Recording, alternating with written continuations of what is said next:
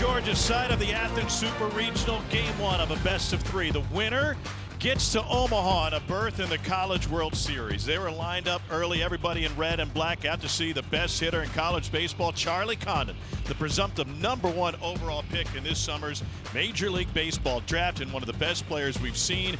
Kudzu Hill is packed in for good reason. We welcome you to the NCAA Baseball Super Regionals presented by Capital One. It is a sunscreen kind of Saturday. It's going to be hot today. No clouds in the sky for two hot-hitting teams. Number 10 national seed North Carolina State out of the ACC and number 7 national seed Georgia, one of the best home run teams in the country. Here's the bracket. Everybody getting started today, including Oregon State at Kentucky in the only other national seed showdown in the Supers. They will get going later on this afternoon right here on ESPNU. And with that, we welcome you to the Classic City, Athens, Georgia. Tom Hart alongside Ben McDonald, and what a treat to see these two teams who are playing great baseball right now. And a guy in Charlie Condon who redshirted his first year at Georgia and now may be the #1 pick. Nobody's put up better numbers than he has. Yeah, look, it's been a laser show ever since he showed up here in Athens. 25 home runs in his first year last year. What did he do this year to back it up? How about 36 long balls? That's a BB Corbett record. 445, that leads the nation as well. And of course, he's driven in 77. How about this? 57 extra base hits in only 57 games. And I tell you what, every Batman needs a Robin, and for Charlie Condon, his Robin has been Corey Collins. He has been outstanding this year. Look at the on-base percentage, 583. That's #1 in the entire country. 24 more walks than what he has strikeouts on the season, so he sets the table for Georgia for sure. It's a Bulldog team that's third in the country in home runs, 145. Over 100 of them have come right here at home at Foley Field. Meanwhile, for NC State, it has been an up-and-down season. They were just middle of the pack in the ACC. They had to deal with multiple injuries. They shuffled guys around. They lost a pitcher to Tommy John. And then, Ben, something clicked, as it sometimes does for LA event-type teams. Yeah, and it seems to get going as the lights get brighter. And they certainly did that. I talk about 16-6 after being swept by Louisville in their last 22 games. One series over Clemson, North Carolina, and Virginia, who are all still in the field of 16. And then they swept Wake Forest to end the season, which was everybody's #1 team just 4 months ago when the season began. And then they blew through their own Raleigh Regional, going 3-0 as well. They're looking for a return to Omaha. They're just there a few years ago, and they got a big slugger who can help them out. Alec Makarevich, who's one of the best hitters on the state team. Yeah, 20 home runs on the season. He's only the 9th player in Wolfpack history to go 20 or more home runs in the season. Of course, he's a graduate transfer out of ECU. Giant numbers for him. 76 RBIs with that 379 batting average, and they'll need him to be big if they're going to slug it with Georgia for sure. The only good news for the starting pitchers in this game today is that the wind has been blowing in. Colton Smith is 1K away from 100, and Sam Heifel makes his 6th postseason start today. NC State, Georgia, trip to Omaha on the line next.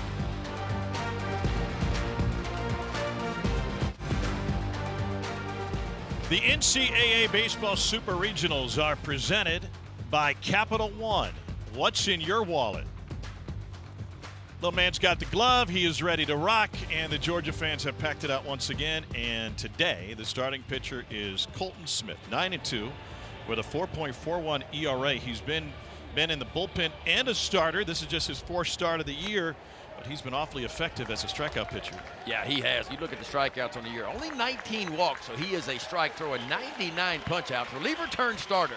Just recently went in that rotation. It's a big arm. Fastball will tick up to 96, but the breaking balls are the difference maker for him. Slider and the curveball. If you look at the strikeouts, 68 of his 99 strikeouts on the season have come on those 2 breaking balls. Here's how NC State lines it up. This has been a very pedestrian lineup through the course of the season, even though they've hit the ball well lately. Garrett Pennington is one of the veterans in this lineup.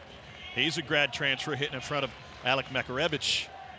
And there is some postseason experience there. Pennington played for a Division II national championship, and he was at University of Central Missouri.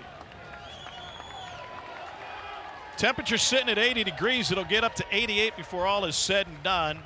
And we are underway in Athens, and the first pitch is sliced into left field. Clayton Chadwick will cover some ground and get there. And there's one down. Ben, this can be an incredibly offensive ballpark. The wind is kind of toying with us right now, sometimes blowing out to right field. How does it impact both pitchers? Well, I mean, Georgia, one of the best home, if not the best home running team in the country.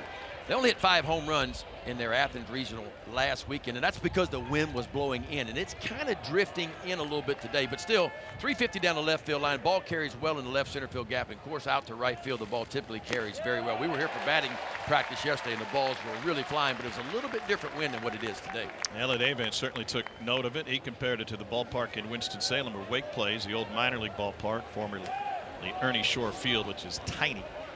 So here's Pennington, grad transfer from both University of Central Missouri and then Wichita State. He's a Kansas City native, grew up a huge Royals fan. Mike Moustakas was his guy when they were winning the World Series. He's from Kansas side out of Shawnee Mission West. And he was tied for the ACC lead with 25 doubles, 5th most in the country. An OPS over 1,000, a 347 average. I mean, we will see some monster numbers for both teams offensively, especially at the top of the state lineup. Smith didn't like that pitch suggestion from Fernando Gonzalez. They come to terms. Here's the 0-2. And the breaking ball's waved at. It has been a great pitch for him. Whiff rate, whether it's a slider or the curve. Yeah, whiff rate on that slider, 46%. To give you an idea how good that is, the college D1 average on a slider swing and miss is about 33%. So his is 13% better than the average D1 pitcher. So here's a big switch hitter, Alec Mekarevich, 6'2", 234, out of Lake Brantley High School in Longwood, Florida, and he's playing in his 260th career game today. That's the most among all players, not just Division I, all levels of college baseball. 9th in school history in single-season home runs with 20 of them. They needed a third baseman. Gino Groover was a second-round pick off the team last year, and they got Mekarevich out of East Carolina, where he was a 4-year starter.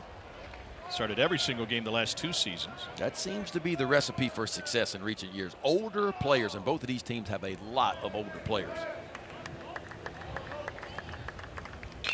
Breaking ball hit to the right side, and that finds a hole. Corey Collins is hugging the line.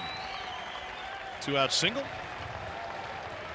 Mekarevich, he can just, I mean, you don't hit 380 because you can't use the whole field. He stayed on that breaking ball pretty good and found the hole in there between first and second.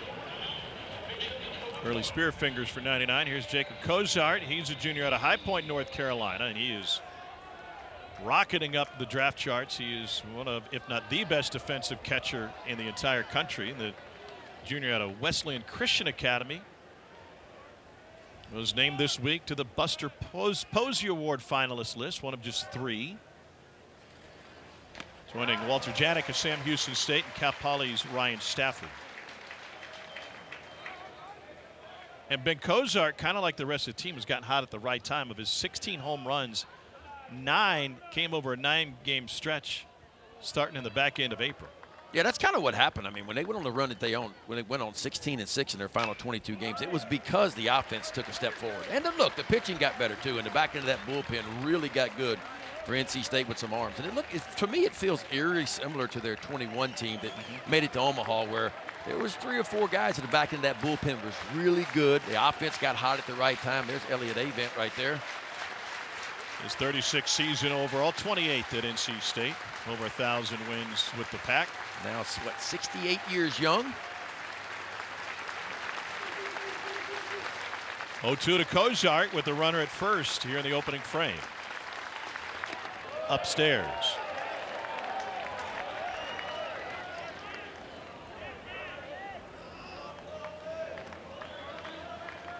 It's a team under Avent that's playing with a lot of confidence. We talked with Elliott about that yesterday, and he just kind of nodded his head, said that is a real thing in the game of baseball. They've been to the College World Series 3 times, twice under Elliott, 13 and 21, and previously their first visit came in 1968. Well, when you knock off the teams they did the second half of the season, it can only give you confidence. I mean, you talk about Clemson, North Carolina, Virginia, swept Wake. They went 10-5 against top 10 teams this season. I think that their was best against the best. Yeah, and there was some concern, right? I mean, they were about to hit the meat of their schedule when they were scuffling a little bit, but they certainly, like you said, they grabbed a different gear. Slider just missed. Rick Allen has the plate today. 2 different breaking balls, so slider and a curveball. That's more of the curveball version right there. Looked like it just maybe missed up just a tick. He's going to throw an occasional changeup. Smith will show you an occasional changeup, mostly to the left-handers. Swing and a miss on the fastball at 92. A couple of Ks in the first inning, and Colton Smith, who struck out 101, works around that 2-out single. Yeah, 2 strikeouts for Colton Smith. He just grabs the old 4-seamer top shelf to get the Bulldogs off the field.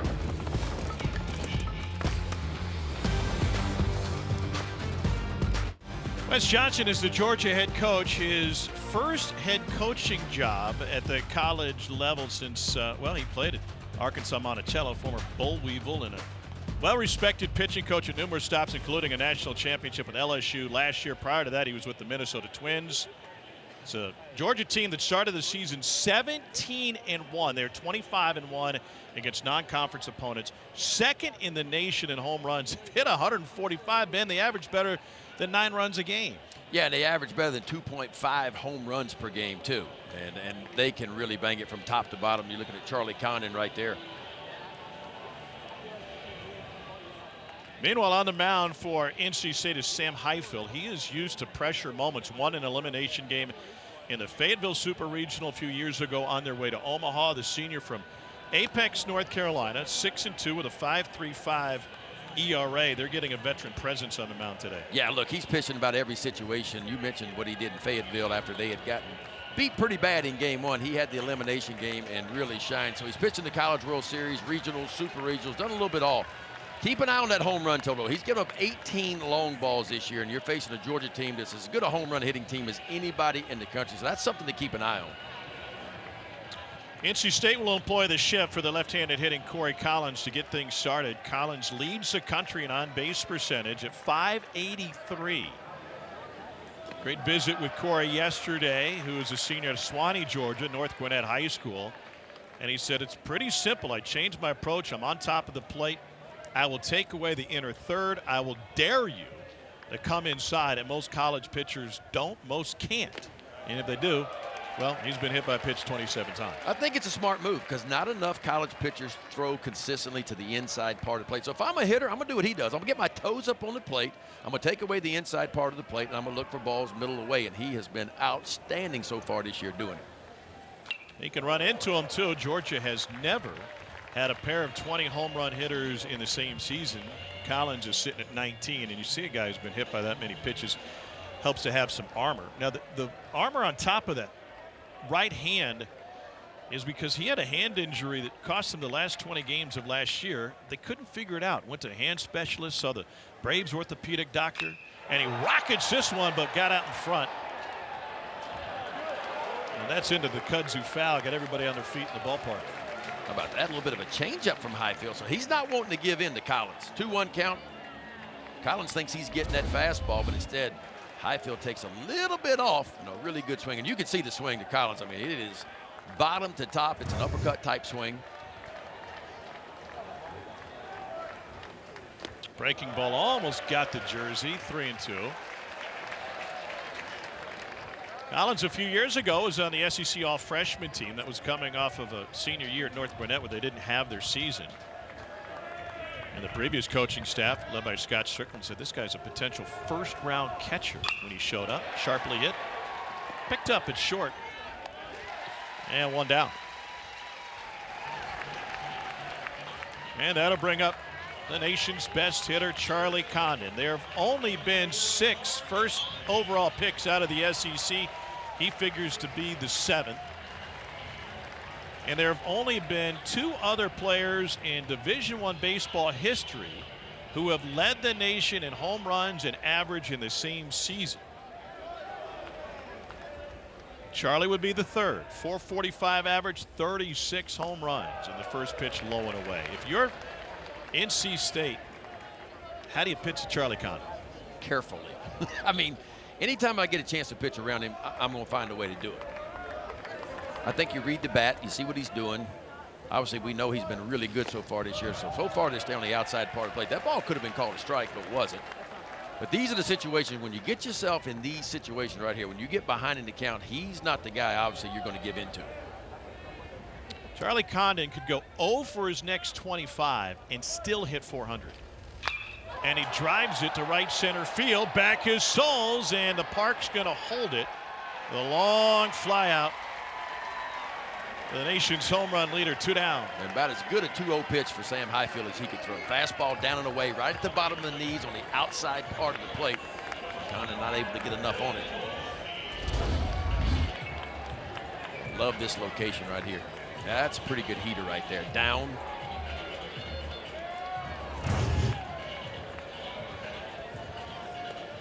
So 2 down, and Dylan Goldstein at the plate. He's got a dozen home runs this year. Graduate student out of Florida Atlantic, and he gets tied up on the breaking ball.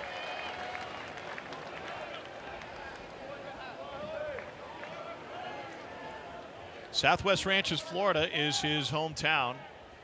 He's from North Broward Prep.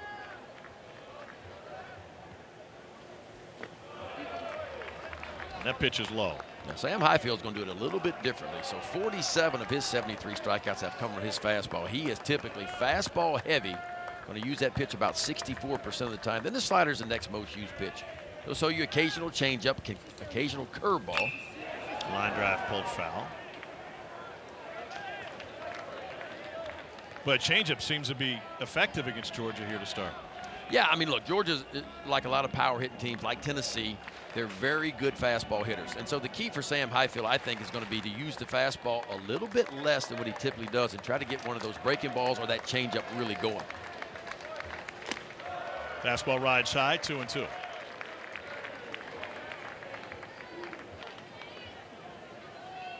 Two seasons at Florida Atlantic for Goldstein. He was second team All-Conference USA. Started every game last year. Prior to that was at Chipola Junior College. And he slices this one foul. This Georgia offense off the charts this year. We mentioned the home runs, second most in the country. Runs per game, 9.2, so that's the 6th best mark in the country. But top 10 in walks, hit by pitches, on base percentage, slugging, home runs per game, you name it, they can do it.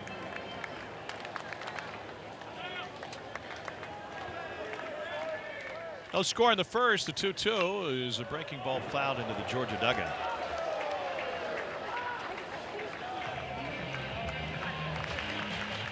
In addition to the offensive numbers Ben just described, Georgia is even better at home. A .329 team average and 101 home runs here in this ballpark in 37 games. Wow. Love them some home cooking, don't they? Pulled to the right side. It'll be Butterworth who handles it. 1-2-3 frame work by Highfield. We got no score through 1 in the Athens Super Regional. ESPN is a home for the NCAA Baseball Super Regionals. Around-the-clock multi-game coverage. You can scan the QR code there, and ESPN Plus subscribers can access expanded coverage with Squeeze Play. Ball's flying today. Florida State's already homered 3 times. So has Tennessee. How about this?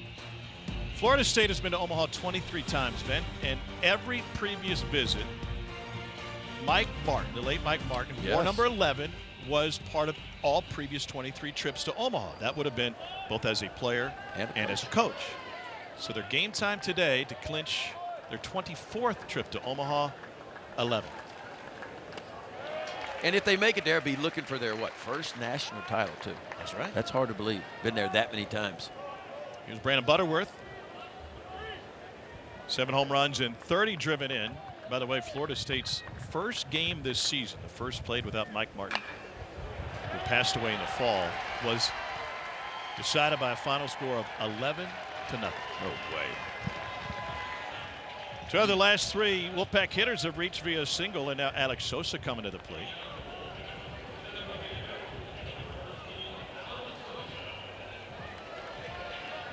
Sosa's a freshman. He's from Vieira, Florida. And he had an 0 for 37 skid early in May. Then he had a 2 for 3 against Norfolk State, and then 2 multi-hit games and that sweep of Wake Forest with home runs in 2 of those 3 games, the first and third games against the Demon Deacons. And he has really found his stride. And he rips one through the right side. That'll put Butterworth over at second.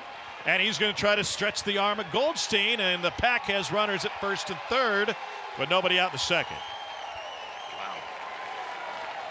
Boy, Sosa wasting no time at all. Got the pitch he was looking for, hits it in the hole, and I tell you what, Butterworth just kind of runs right in the face of the right fielder, Dylan Goldstein. Because this ball's hit hard. Goldstein gets to this ball right now, just about the time Butterworth's hitting second base, but Butterworth never checked up, and all of a sudden here come the Pack, first and third, and nobody out. And Luke Nixon to the plate. He's one of two sons of former Red Sox player Trot Nixon, who won a World Series championship with Boston, is on this team. His brother Chase also plays the outfield. Luke looks at a pitch outside. They went through this entire shuffle earlier this season, especially when Josh Hogue, their center fielder, broke his leg on a collision in the outfield. And as a result, Luke, who'd been playing middle infield at second base, he got shuffled into the outfield, played some right. Now he's getting to start in left. It's a versatile NC State team. Foul back. Kind of reminds you of just a travel ball team, right? Kind of like what they had in Omaha in 21. Like, okay, right. I only got 13 guys, roll the ball out. Everybody's got to be able to play every position. You know, Elliot Avent is so good at that, and we saw him navigate through all the stuff that happened in 21 to be able to plug some guys in different places, you know. And you mentioned it in the open. I mean, he does as good a job as anybody getting his team right when it matters the most. Square to bunt, and it's pulled down the right side, and the safety will get a run home, and he's safe. I didn't think a game at Foley Field would be decided by small ball, but here we are. The first run crosses as Nixon brings home Butterworth.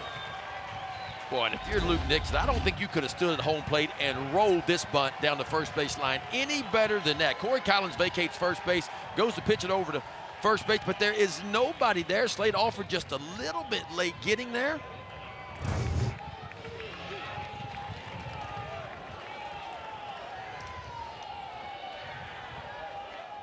And now Matt Hebner coming up. He's the 8-hole hitter for NC State.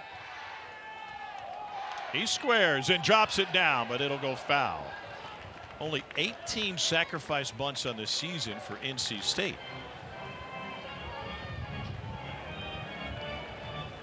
NC State's showing you right now they can beat you a lot of different ways.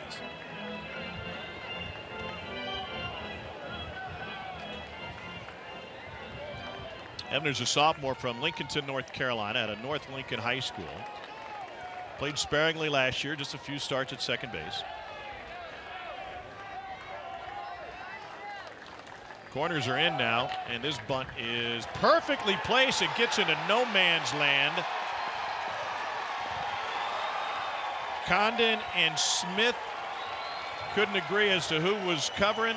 Condon went back to the bag, and the bases are loaded for NC State. Well, this one's on the pitcher, Colton Smith here. First and second bunt situation. You as a pitcher are responsible for the third base line. And so he should be bouncing towards third base, but you can see Smith, he's standing there. And there's the third baseman. Charlie Condon thought Smith was going to field the ball. He goes back to the bag. And as a result, back-to-back bunt infield hits for NC State. Is that just simply the case of big moment and forgetting your responsibility? Yeah, I mean, once you learn what 2 + 2 is, when you're young, it's always 4. And once you learn runners on first and second as a pitcher, I'm responsible. If a bunt goes down, the third base line is mine. Now, if it's bunted hard enough, that's when the third baseman vacates his position. He comes to get the ball, collects the out over at first base. But Smith never moved to go get the bunt. And that'll bring those Souls to the plate with the bases juice and an opportunity for NC State to put up a big number here in the second. But I tell you what, give NC State credit. I mean, they've gotten the ball down. You mentioned not a whole lot of bunts for them this year, but I tell you what, you'd never know by the last 2 at-bats. Fouled off by Souls.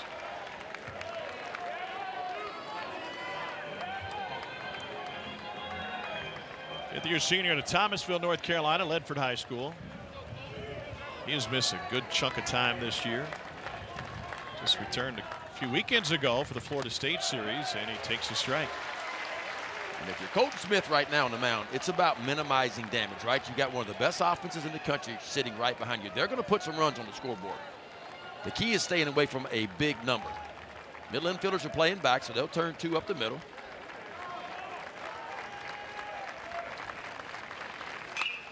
Fly ball lifted foul on the left side. I think as a pitcher, when you get yourself in these situations, you always think ground ball first to try to turn a double play. Now, once I get to 2 strikes where he is right now, I'm thinking one thing. I'm thinking strikeout now. I got to find a way to pick up a strikeout. He's certainly been able to do that so far this year. Coach Smith came in with 99 strikeouts and only 65 innings of work. And the slider's been his best pitch for a strikeout. Meanwhile, Souls on the course of the season 1 for 4 with the bases loaded. Breaking ball up and away.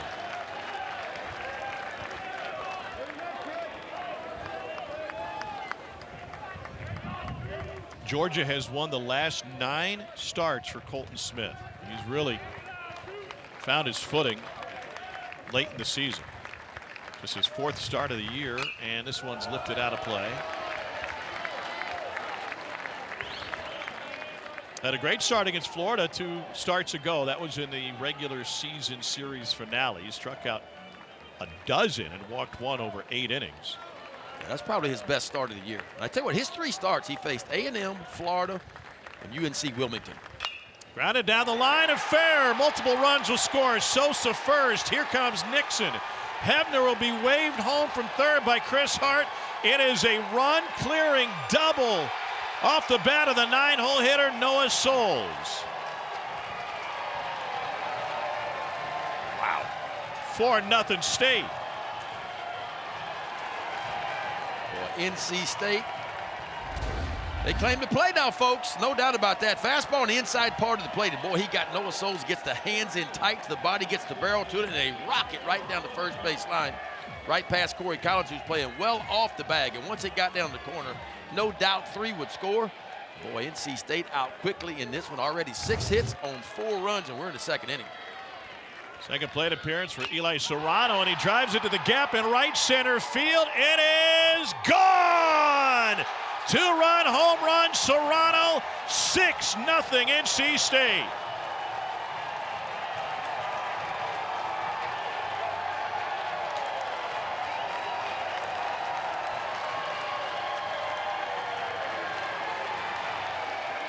Well, if you didn't know who NC State was, you know now. We talked about the way they finished the season, 16-6 in their final 22 games, folks. Blew through their own regional. How about this swing right here? Man, they went from small ball to long ball. I'm telling you, they're showing you a lot of different ways they can beat you right now. Getting the bunch down with some small ball, and of course playing big ball too. And now here's Pennington with his 2nd plate appearance. First pitch changeup, 0-1 to Pennington. That home run for Serrano is 8th of the year. An NC State team barely in the top 50 in home runs in the country coming in. But they have ridden the long ball the last couple of weeks. Check swing, and they say went Darren Hyman down the first baseline.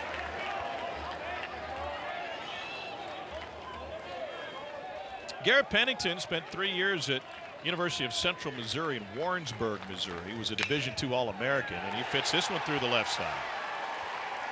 And guys like Pennington and now Makarevich might be the poster children for the transfer portal. Yeah. The ability to start at one place, to prove that you should get an opportunity at the next, and then graduate to a higher level, especially for Pennington going Division II to the American Conference, then to the ACC, and for Makarevich going from East Carolina to NC State.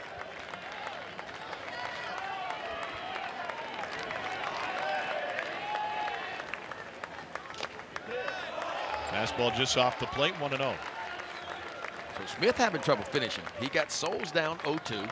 He ends up with a 3 RBI double, and then he got Garrett Pennington down 0-2 and gave up a base hit as well. Been a long inning already for Smith.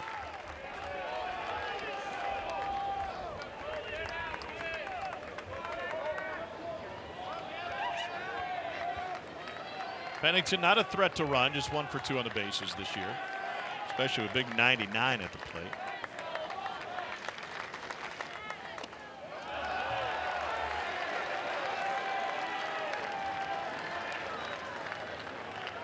No action down in that Georgia bullpen as of yet. 7 consecutive base hits. Smith looking for his first out of the inning. And fits in a strike. You like your slugger to take there 3-0? Yeah, I think so. Get 7 straight hits? I mean, the odds on 3-0, if you look at the numbers over the years, especially in Major League Baseball, the numbers aren't great swinging 3-0. Whoa, almost took his hat off, and that's the 8th consecutive hit for NC State. It may have actually grazed his head. Fernando Gonzalez is calling for the trainer to come out and visit with Colton Smith. This was a bullet, too, right back from whence it came. And look, oh, he might have hit his finger on his throwing hand. And that's just a reaction as a pitcher. You see a ball coming at you, and you just try to catch it. Zach Adams is the athletic trainer for the University of Georgia.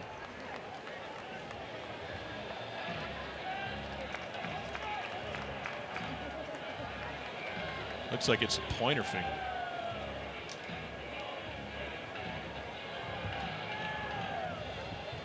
I'm sure he'll take a couple of warm-up tosses. Sometimes when you get hit like that, you just lose a little bit of feeling in your fingers. And that ball coming back up the middle, what is the sound? You don't, I mean, it's weird. It's almost like it's coming in slow motion. You see it coming, but it comes so fast. And that's what worries me about today's college game in some ways. The exit velos are really getting up there. And I worry for our pitchers. I worry for the safety. Home runs don't bother me. It's the exit velos that bother me a little bit. And obviously the pitchers are the closest ones to home plate. And they're very vulnerable once you let a ball go, because obviously you're about 52 feet from home plate once you let it go.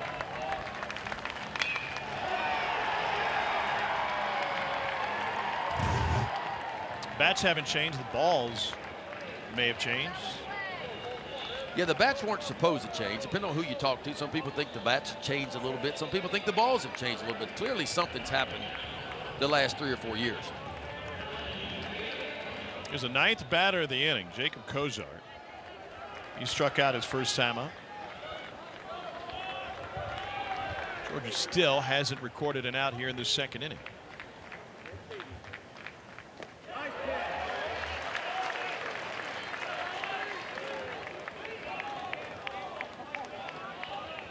Chandler Marsh getting loose in the Georgia pen. Kozar comes from an athletic family. He said he got more of his mom's build. She was a 5'11" leaper college volleyball player. Chance for 2 to second. Got his foot off the bag. Did he get it? They say safe at first, and I'm not sure he wasn't safe at second. And that is indeed what Angel Campos said. Yeah, the call is safe at second. Corey Collins, the first baseman, makes the right play. He's trying to get the lead runner over at second base. The throw was a little bit high. Kobe Branch, the shortstop, you'll watch him tippy-toe right here. He tries to keep the right foot on the bag. The question is, did he keep it on the bag?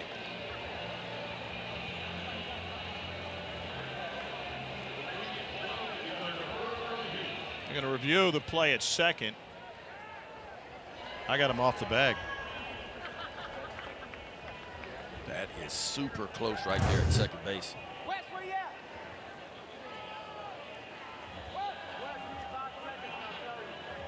This is an average Georgia defensive team.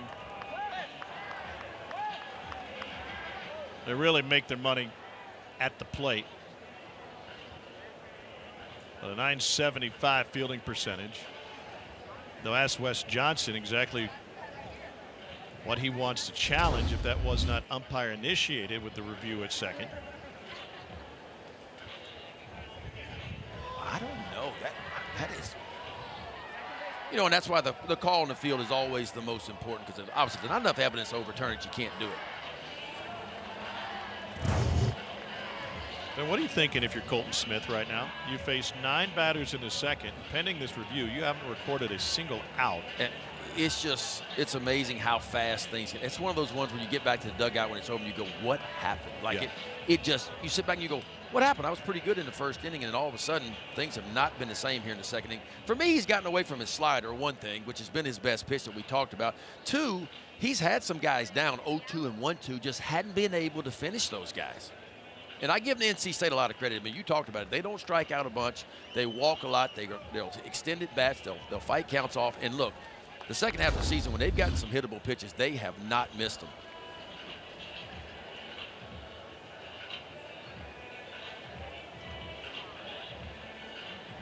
I just don't see enough there to overturn that. Unless he's wearing size 20s.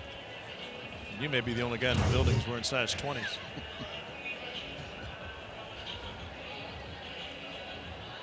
NC State is 17th in the country in strikeout rate. They strike out less than 17% of their at-bats. That's another angle. What do you think? You got to slow that one down. Frame by, so the toe is on there. Let's see. Does it stay? Does it stay?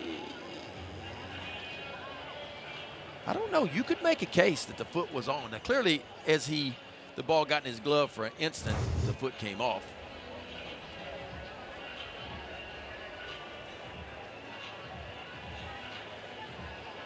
That's Colby Branch, the Georgia shortstop. 5'11" transfer out of Baylor.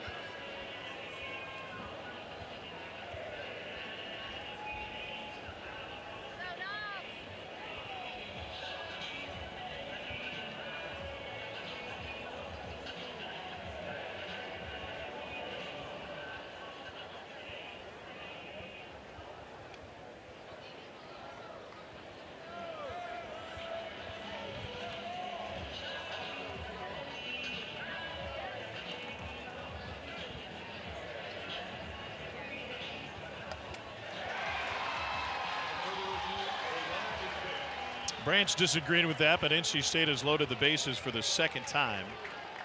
And they will bat around with Brandon Butterworth coming to the plate. He started this inning with a single up the middle.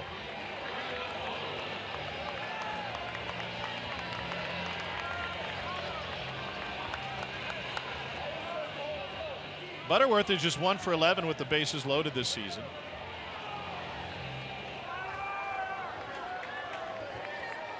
Still nobody out in the second.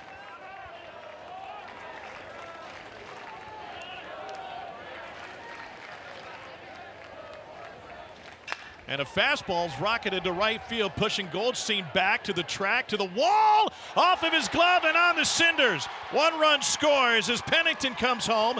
They'll stop Makarevich. Goldstein may have kept that thing from leaving the yard, but NC State keeps the carousel turning. A run-scoring single, and one of the longest singles you'll see for Brandon Butterworth. Boy, Goldstein, the right fielder for Georgia. I mean, this ball shoves him all the way up toward right center field. He is off and moving. And looked like the ball hit in the, it hit in the glove, but when he hit the wall, the ball pops out. That might be the end of the day for Colton Smith. Just an outstanding effort. Yeah, it was in the glove, and then it pops right out when he hits the wall.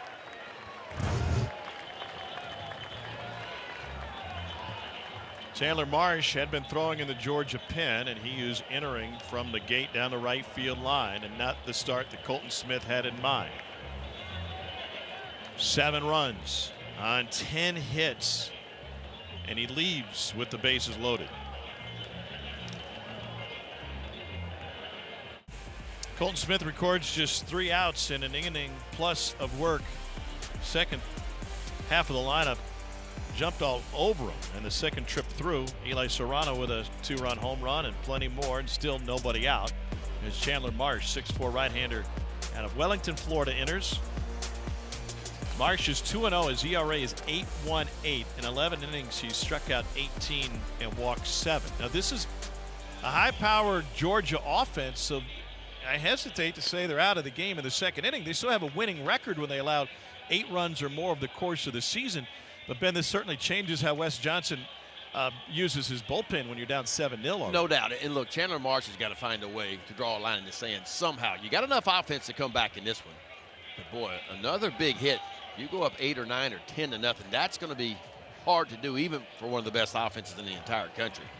Chandler Marsh, 4-pitch mix, fastball, curveball, slider, and a changeup as well. Probably his best pitch is that fastball. Opponent's hitting 241 off of the fastball.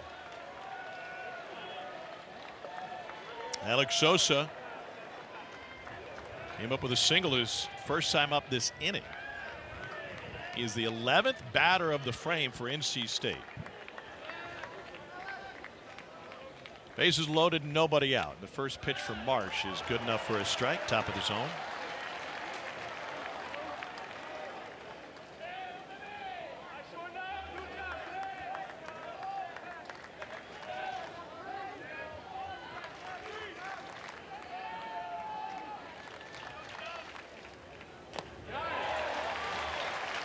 Goes off speed, gets a swing and a miss, 0-2.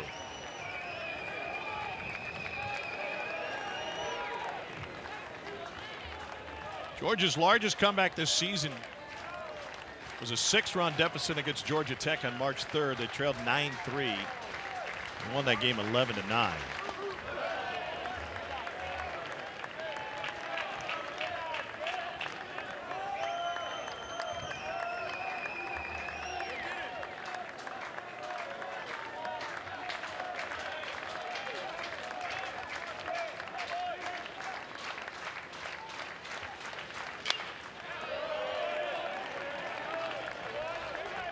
Ball and 2 strikes to Sosa.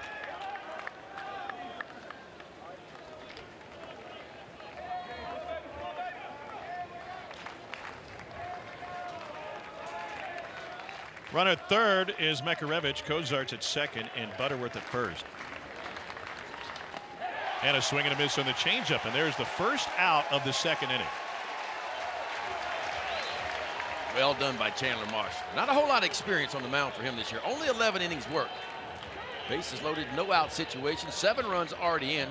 He gets a big first out here in the second inning. And now Luke Nixon. Got to run home with a safety squeeze last time up. And you figure the Nixon boys are baseball players, it's in their blood. And Trout won the World Series with the Red Sox. Makes his home in eastern North Carolina. And he lines this one to center field. 1 run will score. That'll be Makarevich. Kozart being waved home. And on his way to second, the throw is there. He is safe, and he beat the tag. Luke Nixon with 3 ribbies in the first 2 innings. That is a 2-run double for Nixon.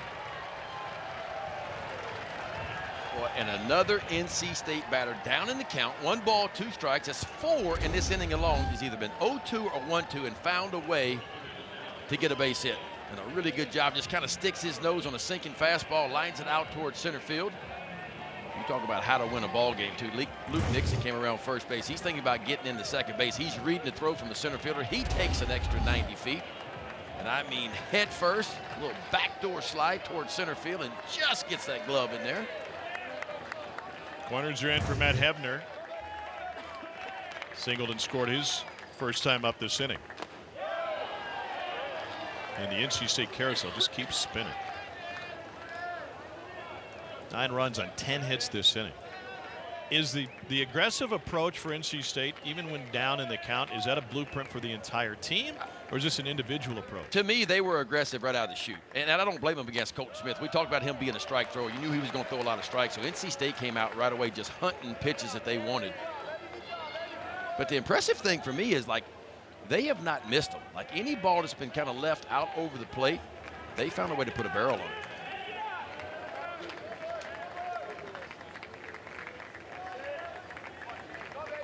Here's the 1-1.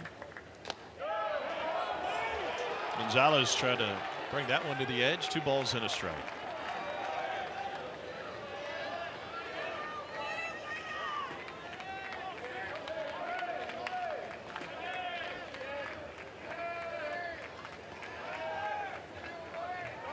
Two-one pitch.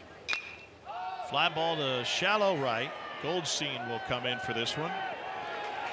Butterworth at third, coming home. They came halfway to draw the throw. Well defended by the Dogs. 2 down. When did this inning start? I feel like it started on Thursday. I mean, nobody saw this coming. I mean, Colt Smith in the first inning gave up 1 base hit, but he struck out 2. He looked really good, but things changed for him in the second inning.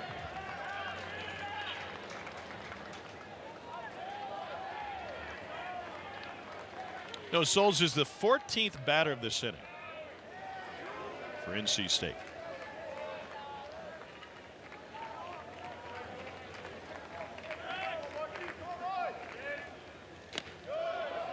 And a first pitch strike.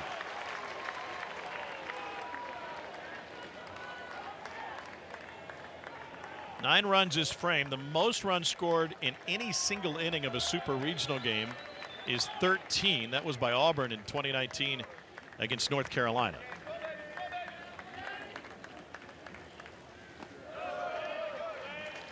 LSU scored 11 against Baylor in 03, and Duke in 19 scored 10 in the 8th inning against Vandy.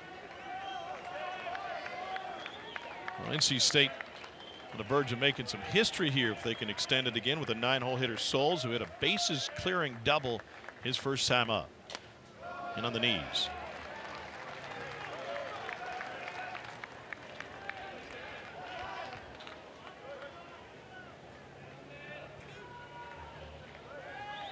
This is the most prolific offensive inning for NC State in a super regional game in their school history.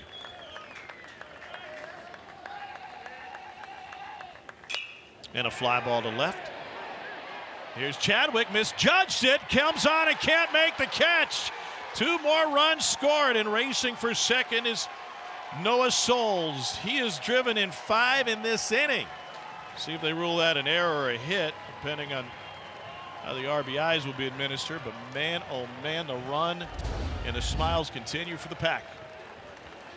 Pretty good pitch right here, and right off the end of the bat. Looked like Chadwick to me out left field. A little bit late jump, and he comes flying in. All he can do, and again, that ball hits in the glove too, but when he hits the ground, it pops out. I'm sure that'll go as a 2 RBI double.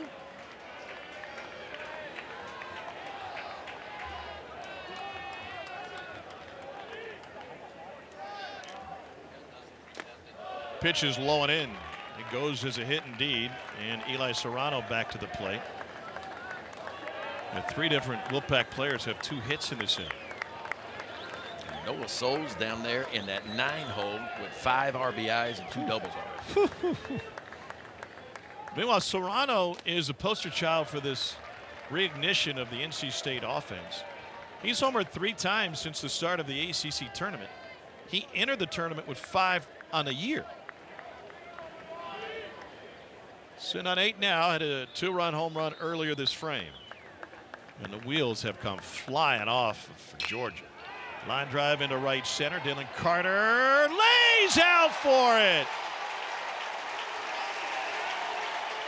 It took an extra effort for Georgia to get out of this inning on a Superman diving stop by Dylan Carter. But prior to that, all NC State and an 11-run frame. Dylan Carter says, boys, it's time to get off the field. He lays out toward right center field, but a huge inning for NC State. Ben McDonald, you've been on both sides. What is this meeting like in the Georgia dugout? I think if you're Wes Johnson, is, hey, let's try to flush what's happened at this point. There's a lot of game left here. We got a lot of outs to work with. We got one of the best offenses in the country. Let's just begin to chip away. The key for Georgia is going to be the bullpen, though. No comeback is ever complete unless the relievers can come in and stack a few zeros, and that's what's going to be key for Georgia. Can the Georgia relievers come in, stack some zeros, and give this high-powered offense an opportunity to climb back in this game? Here's Slade Alford to lead off the second inning for Georgia.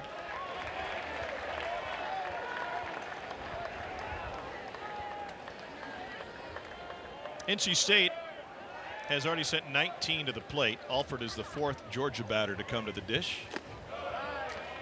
Up and away, 1-1. And nothing changes for Sam Highfield, the starting pitcher for NC State. He still has a game plan. He's going to go out and execute that game plan, even with a big lead. The only difference is you may challenge within the strike zone a little bit more because you have room for error now.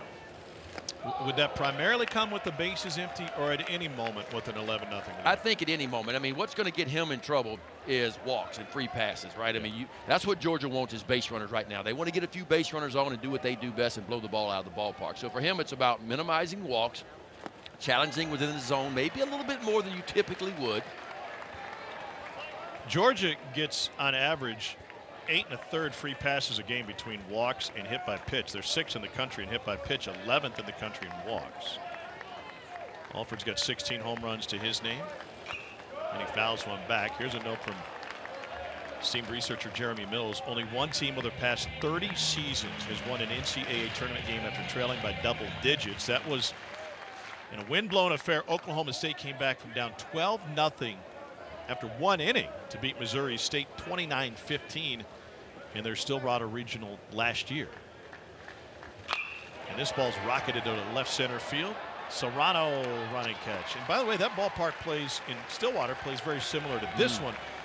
That was a regional where the wind was blowing out. Everybody was putting up massive numbers throughout that entire regional. That was the highest scoring regional in NCAA history last year in Stillwater.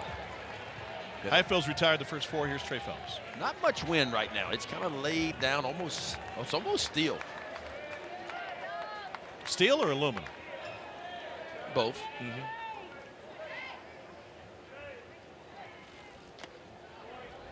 Phelps looks at a breaking ball. I'm thinking, Ben, you should adopt the Trey Phelps look. Freshman from Kennesaw does not bother with the first few buttons. I can't pull that off. Hey, whatever works for you. This was his look in high school. He said they went to Texas A&M earlier this season. It was scorching hot. Fly ball to right field. Long run for Souls, and he gets there with a sliding catch. 2 down. Anyway, he said my undershirt was already soaked. I figured lose the undershirt, unbutton the buttons, and boom, bat caught fire. Yeah, if your bat catches fire, you're going to have a tendency to do the same thing over and over. Phelps had a wonderful year to this point. 355 coming in, 10 homers. So here's Dylan Carter. Transfer from Texas Tech out of Argyle High School, Flower Mound, Texas. Carter finally back on the field. He was their starting center fielder early in the season. And if folks have followed SEC baseball throughout the course of the year, they remember the crazy game at Mississippi State where Johnny Long, the state catcher, had a collision at the plate with Carter. Ended up being about a 48-minute delay. They tossed out just about everybody on both sides. Georgia held on to win the game.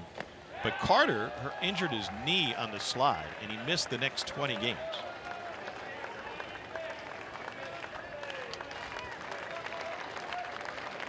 Plenty of postseason experience with Texas Tech, played in a couple of regionals and 1 super regional.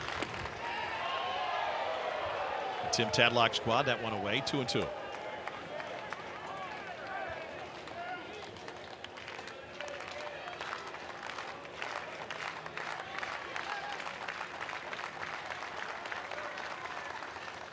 And Highfield gets the strikeout. He has retired all 6 that he's faced.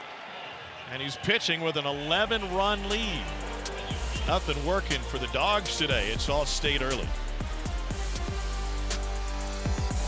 Welcome back to the NCAA Baseball Super Regionals presented by Capital One from Foley Field in Athens, Georgia, where NC State pushed 11 runs across in the second inning. Here's what we got. The game starting later today at the top of the hour, Florida, Clemson, Oregon at Texas A&M. And then later tonight on this side of the bracket, Oregon State at Kentucky at 6 o'clock. And they've got a 9 p.m. Eastern start in Lexington tomorrow. That is awfully body clock friendly for the Beavers. The 9 Eastern start, 0-1 on the pitch to Garrett Pennington. Pennington singled and scored his last time up. Elsewhere around the country, Tennessee has a slim lead on Evansville, 5-4. Volunteers pulled away to knock off the Aces yesterday. Florida State hammered UConn yesterday. But the Huskies, with 9 Division III transfers, hanging in there today, 6-4 in the 6th in Tallahassee. Yeah, the Purple Aces gave Tennessee all they wanted to about mid part of that ball game.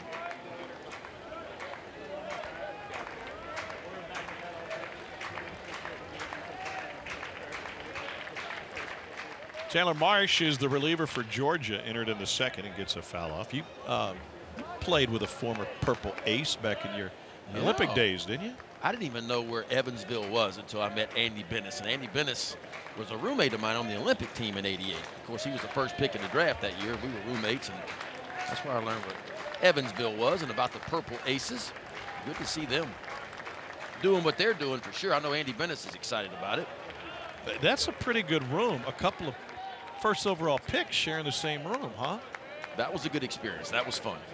I was an underclassman. I was just a sophomore going back to school. Of course, Andy Bennis and Ventura and Ed Sprague and Jim Abbott and all those guys had just been drafted. They were going to play pro ball after the Olympics. Fly ball down the right field side, foul. That was in Seoul? Seoul, South Korea. That's right. That's right. We had a big tour. Went to Japan a couple times, over to Italy for the World Games, and finally ended up in Seoul, Korea for the Olympics. And was Tommy Lasorda the manager? No, that was Mark Marquis from that? Stanford. Skip Bertman was the pitching coach.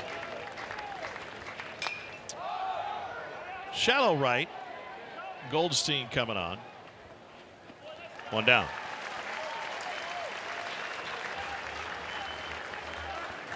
That'll bring Alec Makarevich to the plate.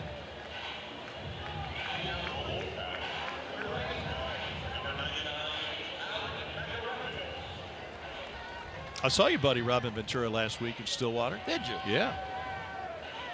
He was pretty excited, but Oklahoma State, hosting a regional for the third straight season, lost their home regional for the third consecutive season. Yeah. Florida came out of there, and the Gators get Clemson this afternoon at 2 o'clock.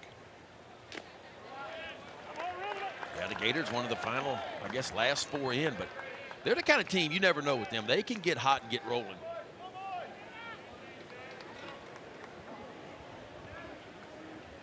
Makarevich is 2 for 2 today. Low and in.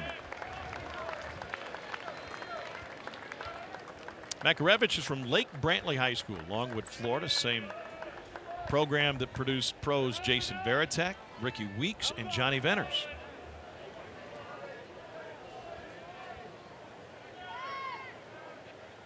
Second team All ACC, and watches the fastball miss up 3-0. You talked about the approach for Sam Highfield pitching with an 11-run lead. What about for Chandler Marsh on the other side of it? Not his doing. All the damage was pretty much done by the time he got in. Yeah. You hope they got all their hits out of the way. And his job is just to stack a few zeros and just give his offense a chance. Just a chance to get a little momentum back in this ballgame.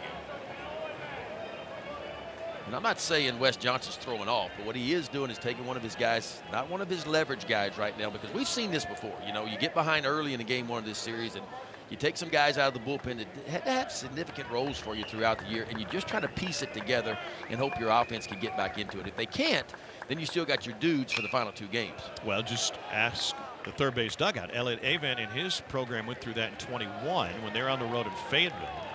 They lost 23-2. They got behind early, and he had a really tight pitching staff and a very tight rotation coming out of the bullpen. So saved his better arms for the last 2 games and upset the Hogs on their way to Omaha. To Goldstein at right. 2 down.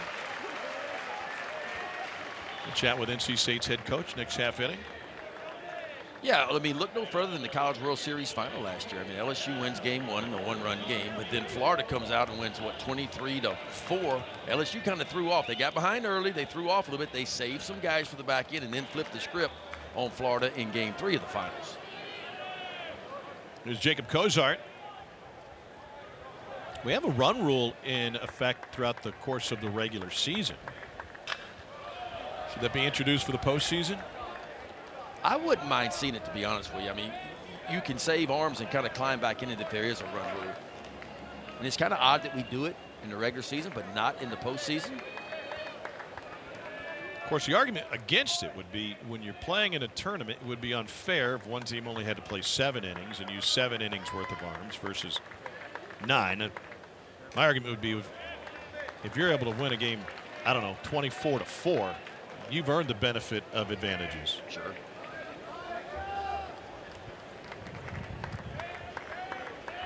Cozart reached on a fielder's choice. His last time up, he's 0 for 2. And he takes a strike.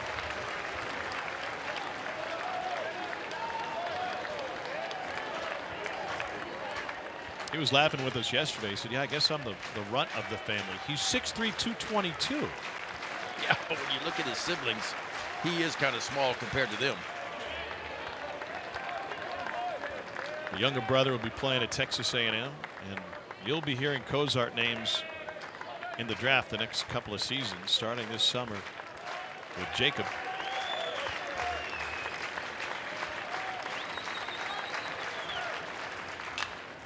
Popped out of play. Older brother Caleb joked, I'm test 1, Jacob is test 2, and Sam, the younger brother committed to A&M, I should say, is the final product. And Jacob a projected first-round pick. Sam is a top draft prospect for next year. He's 6'7", 235, and wears size 18 cleats. Just off the plate inside. Sam had been the #1 prospect in the country before he suffered an injury while weightlifting last April, but still ranked among the top 20 prep players. He has a fastball in the mid-90s.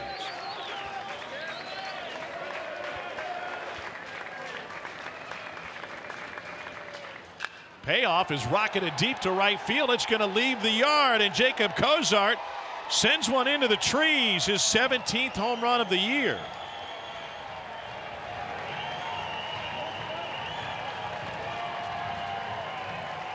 Big ball there.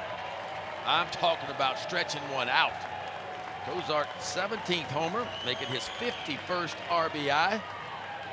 Now a 12-0 lead on 13 hits. Pretty good move to the baseball right there. 3-2 count, looking fastball. He got one, but it wasn't over the heart of the plate. That ball's kind of on the inner third, maybe a little bit further in than that. But Cozart does a really good job of getting the barrel to it.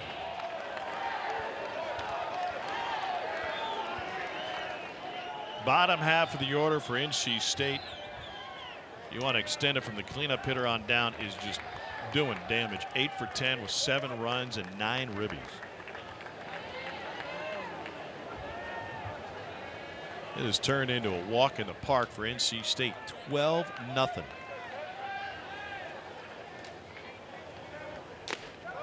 Butterworth is a junior from Monroe, North Carolina. Started his career as Catamount at Western Carolina. He was on the Raleigh regional team.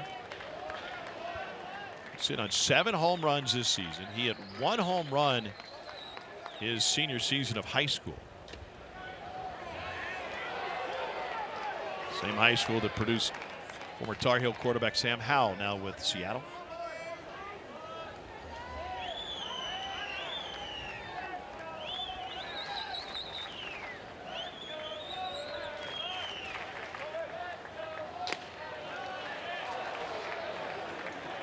Three and 1. Butterworth is 2 for 2, couple of runs scored.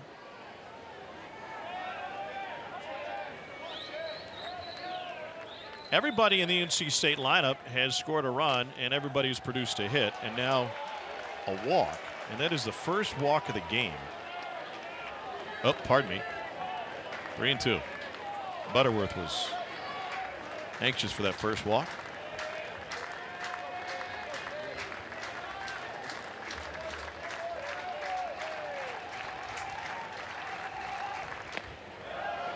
He had a crystal ball. He was just a pitch ahead. Take a look at Jacob Cozart. 3-2 pitch right here, fastball. Look where this ball is. I mean, it is well on the inside part of the plate, but no problem for him. Boy, he knew it as soon as it touched the heart of his bat. He had home run number 17 on the year.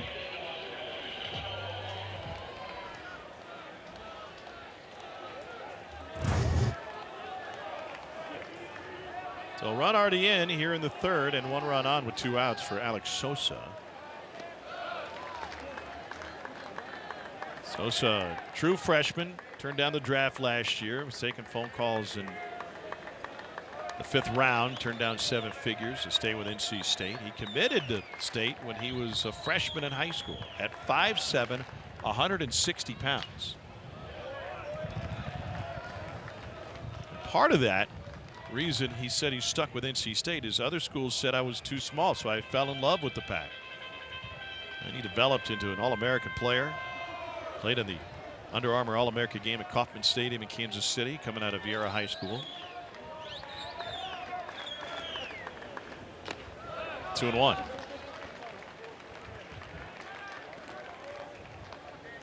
When were you last 5'7"? I'm gonna say about 12.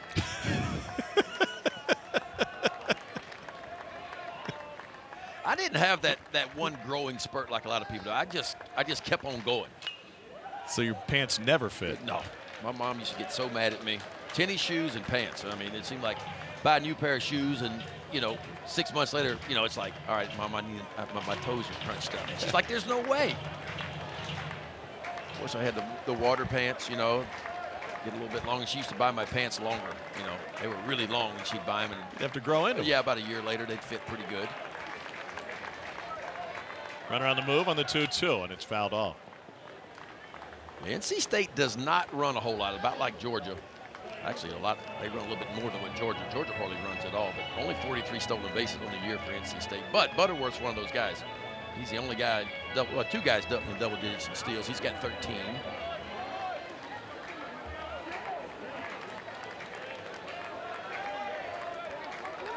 The pitch outside.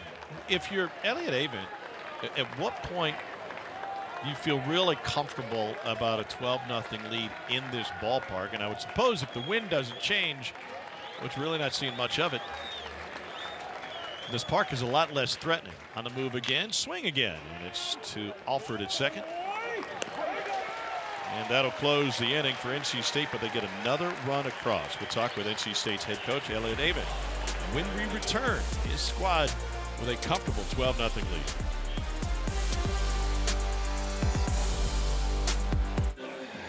Welcome back to Athens. NC State with a 12-0 lead over Georgia. We're joined now by NC State head coach Elliott Avent. Coach, awfully aggressive approach from your guys, and it paid off big time in the second inning. Was that a team-wide game plan to be that aggressive against Colton Smith?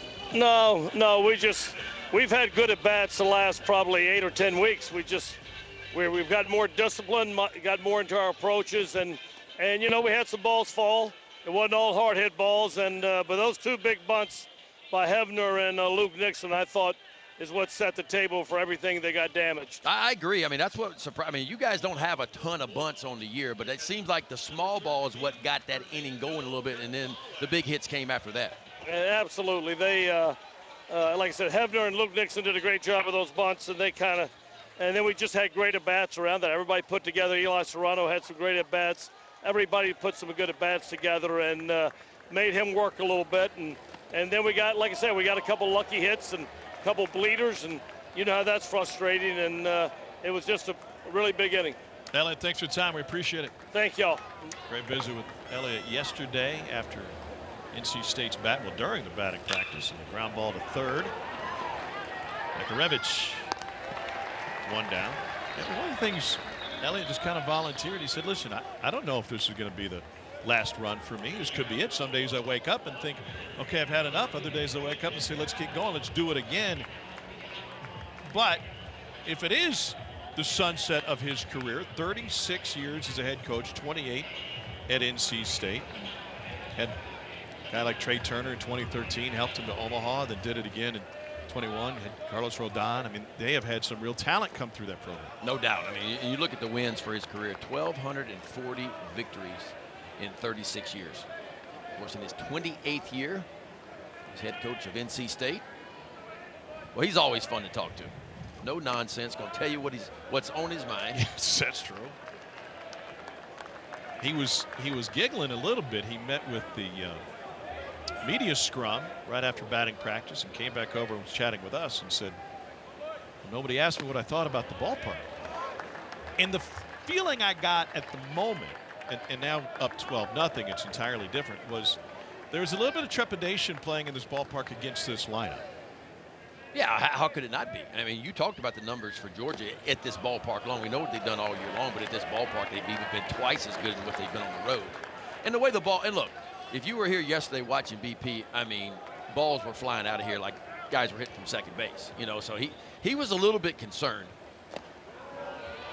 Full count now to Clayton Chadwick. I tell you what, he's got the right guy on the bump at Sam Highfield. We talked about so many big situations for him throughout his career. Fifth-year senior, pitched in the regionals, super regionals, College World Series, a little bit of everything, and he knows how to navigate through a lineup. We was talking to Sam Highfield yesterday. He said, you know what, I'm a tinkerer in some ways. Remember he told us he changed his grip on his curveball, 2 or 3 different times, on his breaking ball, just to kind of get an idea of, what pitch is going to get. He finally landed on a breaking ball that gives him a little bit of more of a sweeper kind of sensation where the ball's got a little bit more right to left in it than what it does overall. First 7 retired by Sam Highfield here. And sharply hit the third, bobbled a little bit. Makarevich takes care of it. Yeah, a lot of guys tinker with the grip and kind of figure out what works for them.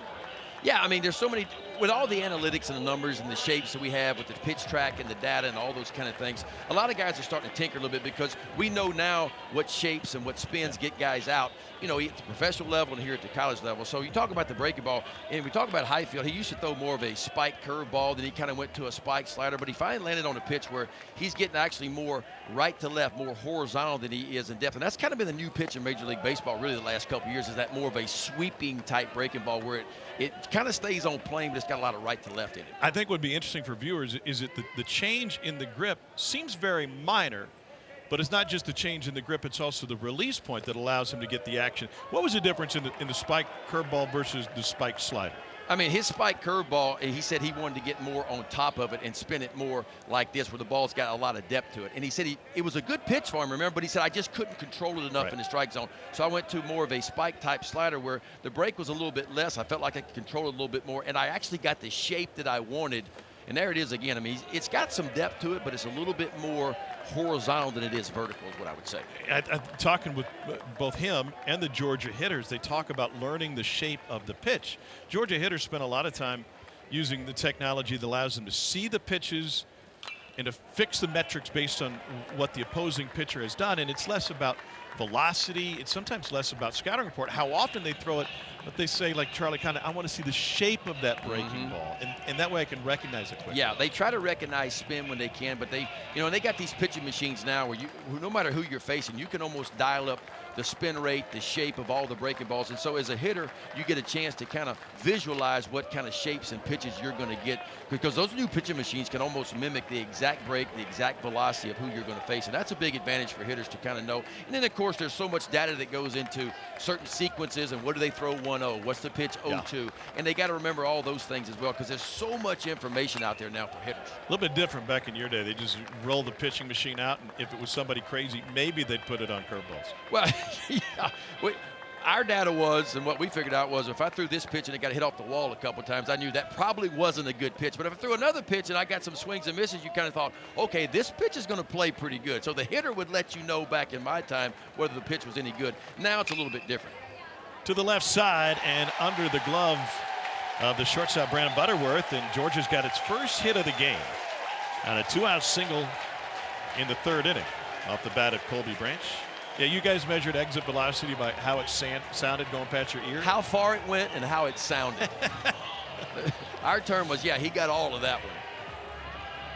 Dogs get their first hit of the game, and the lineup turns over for Corey Collins. He was one of the hitters we talked to yesterday about this approach that they have in terms of the information that's valuable.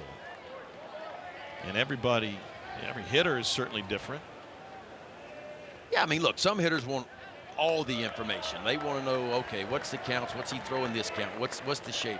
Other hitters don't want as much information. They just want to, okay, fastball, breaking ball, changeup. School record hit by pitches for Corey Collins this season. 27 of them.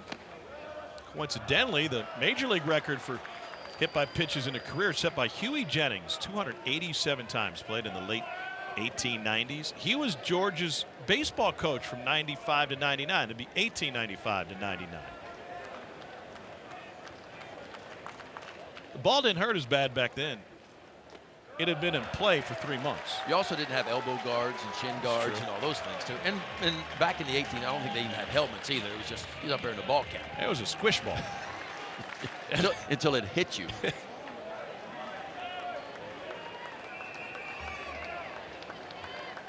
12 of Collins' 19 home runs have come here at Foley Field. That pitch is away.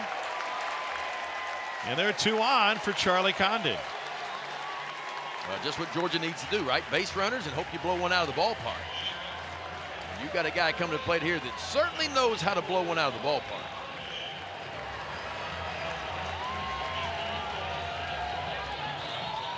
Only twice before has a hitter led the nation in average and home runs. That's where Charlie Condon stands. He went 5 for 10 in the regional and was intentionally walked 4 times. Cozart with a visit for Sam Highfill. I'm sure this is scouting report related, right?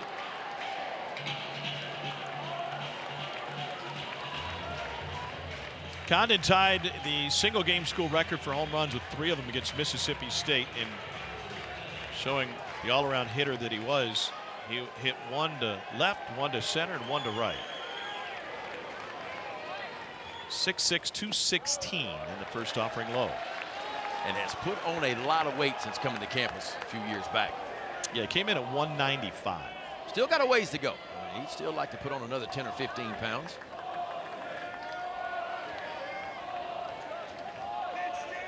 Branch and Collins aboard for him. And it runs inside. And that's what Sam Highfield will do right there. He'll show you a little bit different arm angle from time to time. He'll drop down to the right-handers. Throw that fastball in. He'll drop down and throw a breaking ball. Give you a little bit different look.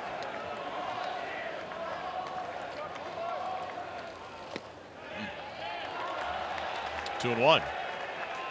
That's the difference right there. If it was a 1-0 game, there's no way that Charlie Condon gets a 2-0 fastball right down the middle.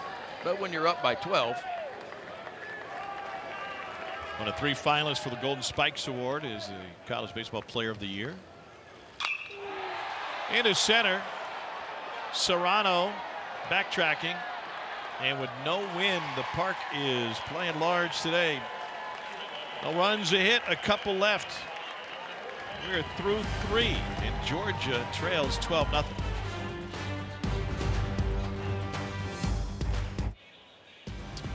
Runs on 13 hits for NC State. No runs, 1 hit, 1 error for Georgia. We head to the 4th. The NCAA Men's College World Series begins Friday, June 14th. The 45th consecutive year will air on ESPN. And the 22nd consecutive year that every game will air on ESPN. Finals begin Saturday, June 22nd from Omaha. For more information, go to ncaa.com. Your home for all 90 NCAA championships. What's your favorite part about Omaha? For me, it's just a dream come true. I mean, for a lot of kids that never been there before, and that's what you work so hard for with the fall and the two days. The dream is to get to Omaha. The dream is to be one of the best 8 teams in the country and have a chance to win a national championship, because that doesn't happen every year. So I guess that's my favorite thing, is to see kids' eyes light up and see their dreams come true in Omaha.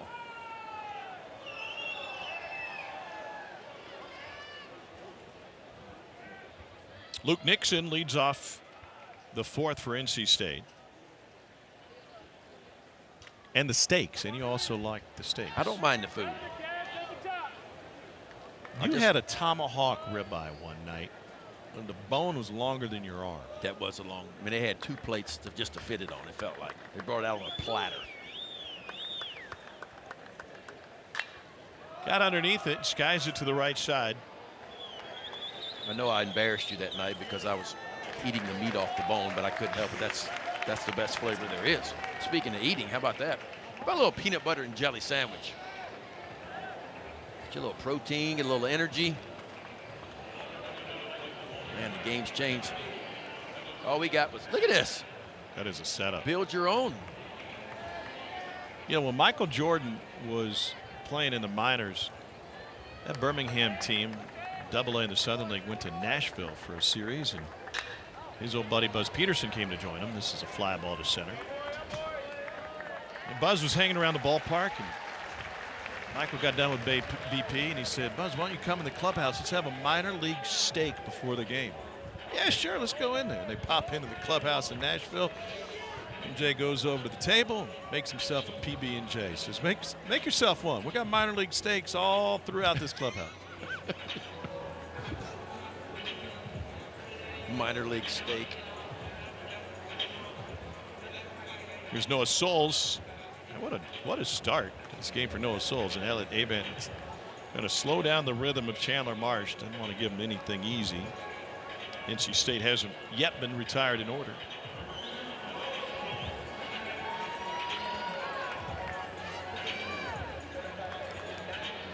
Not bad for Souls, huh? The start to this game. Yeah, I'd say so. 2 for 2, couple of doubles, 5 RBIs. And it has been up and down this lineup. Connecticut has come back to tie Florida State 7 apiece. They're now in the 8th inning at Dick Howser Stadium in Tallahassee. If you're unfamiliar, the visiting team gets to bat last in game 2 of each 3-game super regional. So the Huskies still have a couple of opportunities left. And Evansville has reclaimed the lead on Tennessee, up 6-5 last check.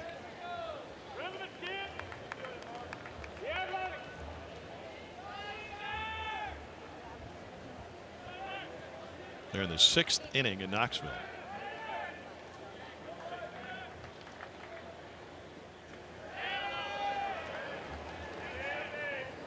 Two balls and a strike to Noah Souls. 19th round pick of the Diamondbacks, coming out of Ledford High School. Turned him down to come to NC State. Last year he had a 300 hitter, and he rockets this one foul. Average has dipped about 90 points this season. Sophomore year hit 321. Had to deal with some injuries this year. And we were talking with Elliott about his team yesterday. The first word he used was resilient. Ooh, curveball just missed. That looked like a Ben McDonald curveball. Pretty good breaking ball right there. And a better take by Noah Souls. You talk about seeing it good right now. Oh, hung up just a little bit.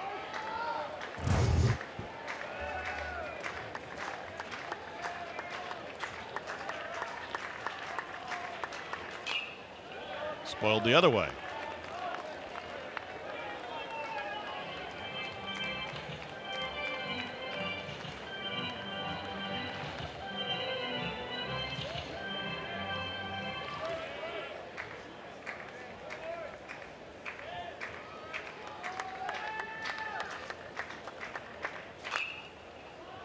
Into right. Goldstein towards foul territory, now in a dead sprint, and that one carries all the way towards the bullpen.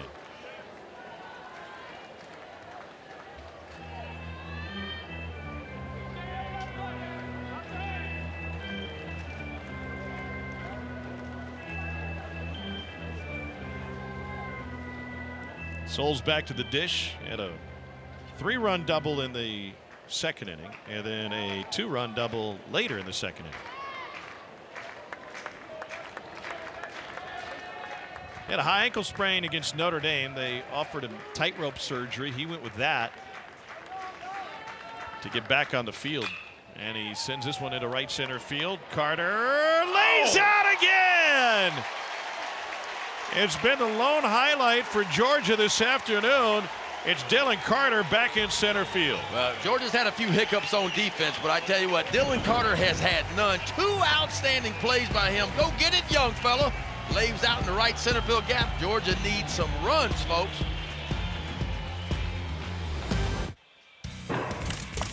Let's take you back to the 2nd inning, and it was a wild ride. NC State not only hit the ball well, they placed it well. Georgia made a couple of defensive miscues, and the Pack was able to score 11 runs on 11 hits. And as Elliott Avent said when we talked to him, he said, well, a couple of them dropped.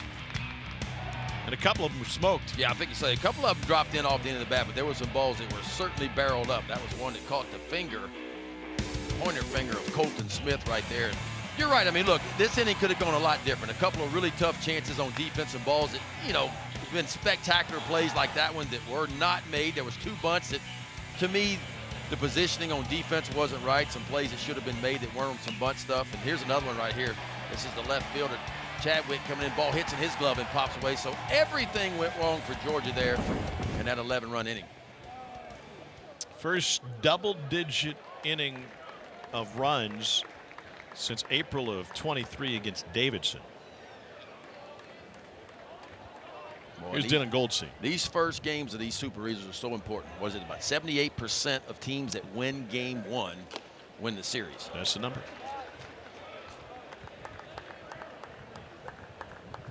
What role does pressure play into that? Look, there's always pressure. When you get to this point, you can almost taste Omaha. You know you're just a couple of wins away from getting there. So I think there's always pressure. The question is who can find a way to relax? Who can find a way to relax and do the things you've done all year long? Because it's just different when you get to this part. This point in time in the season, it's just a little bit different. Game starts to speed up a little bit in some ways. Swing and a miss by Goldstein. And here in this ballpark where the wind is just picked up.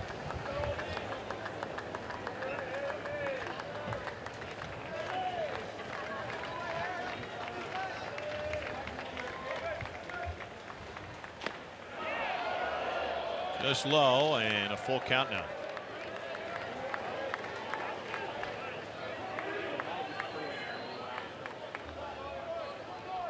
I was looking at the home run totals nationally, and Georgia with 101 here at this ballpark.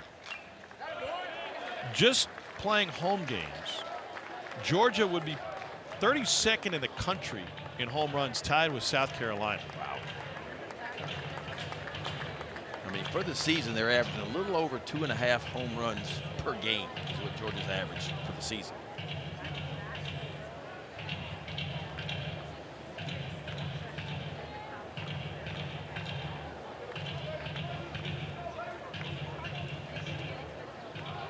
It's an explosive offense in the first year of this new coaching staff.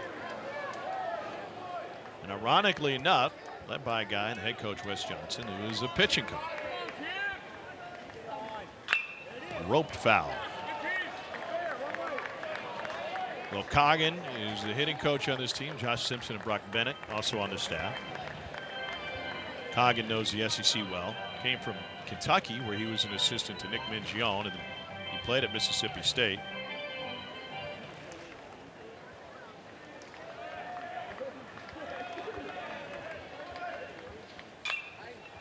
Lifted down the left field line. Long run for Luke Nixon. Into foul territory, and he makes a catch as he meets the fence. One down. Our featured June lineup rolls on tonight on ABC. Game 1 of the Stanley Cup final between the Oilers and Panthers. Sunday afternoon, our F1 Canadian Grand Prix coverage begins at 12:30 Eastern. Our Sunday night baseball matchup on ESPN is a series finale between the Dodgers and the Yankees, and Game 2 of the NBA Finals Sunday night.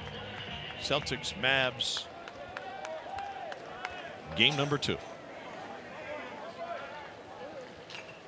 Celtics won Game 1 big, didn't they? Mm-hmm.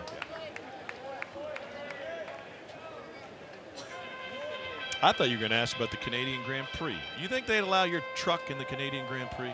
I don't Just think put so. a pickup truck out there. I got a chip in it, though. It'll go pretty fast. I don't know if it'll go that fast, but I'd be in the hunt for a while till turn 1. Yeah, I don't know if you're going to handle the corners. Slade Alford at the plate, Mississippi State transfer. That big diesel truck of mine's not too good in the turns. It's good on the straightaways. I don't think you would fit in an F1 car. No way. I got in a few NASCARs one time and got in Michael Waltrip's one. Waltrip was a big guy. You know, Michael Waltrip 6'4", so like he's a giant for a NASCAR race. And so I got set in his seat one time. I could barely fit in that one, but man. Well, you just sat in it, or yeah, you took it for a lap? No, he wouldn't let me take it for a ride. They wouldn't let me take it for a ride. I wanted to. 0-2 pitch is lifted to right. Souls has plenty of space. Now he's got chases. The wind pushes. 2 down. You know, you were already in there.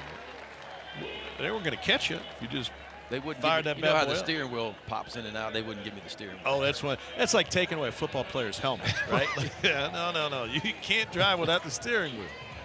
Yeah. Here's Trey Phelps. He got going late in the season. The freshman from Kennesaw had a trip down at South Carolina. He hit 4 home runs and drove in 9 over the weekend. Included a pair of home runs in the Thursday opener.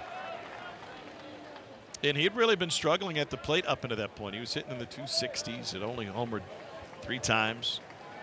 Then in a 14-game stretch, he homered 5 times and hit 4 doubles.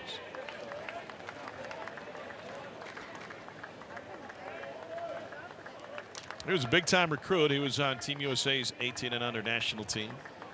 Rated the #2 third base in the country. #2 third baseman coming out of high school. Played in the Perfect Game All-American Classic. That one was at Chase Field in Phoenix, where his aunt Angel Robinson plays in the WNBA with the Phoenix Mercury. We're just one button away from being unsuitable for afternoon television.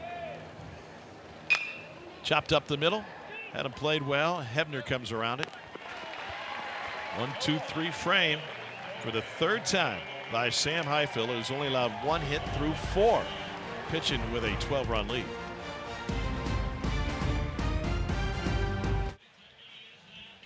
Welcome back to the NCAA Baseball Super Regionals, presented by Capital One. Jam-packed Foley Field in Athens, Georgia, game 1 of 3, and it has been all NC State.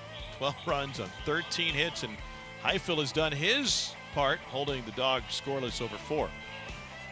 Yeah, Highfield's been really good. I mean, he's mixed the breaking balls in with the fastball. A few less fastballs, I feel like, than what he typically throws, and he'll need to against an offense like Georgia. But he's mixed in some breaking balls, some change-ups, and used his fastball in the upper part of the strike zone. A lot of fly balls for him. Eli Serrano has a 2-run home run to his name. He leads off the 5th inning for NC State. We've already seen some college players who were key prospects last year, especially those in the College World Series, rocket to the big leagues. Of course, Wyatt Langford of Florida made the Rangers opening day roster and was in the lineup. Didn't take him long to get in the 3-hole in that lineup before he got injured. Paul Skeens is now up with the Pirates, and last year's #1 for Florida. Hurston Waldrop, who pitched in the College World Series Finals, will be called up to the Braves today. Shonowell, too. Shonowell, drafted by the Angels. He's in the big leagues. Yep. Waldrop's jumping to the Braves from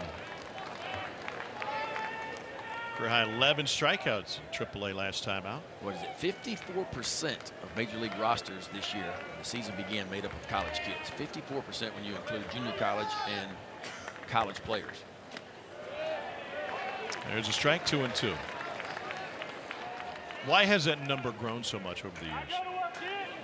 I just think going to college is the fastest way to the big leagues. I mean, it's proven itself year after year, you know, and I think the college game continues to grow. A lot of more kids want that college experience. Now, if you're a first-round draft pick, there's no way I can tell you to turn down the money that's out there right now. If you're a first-rounder.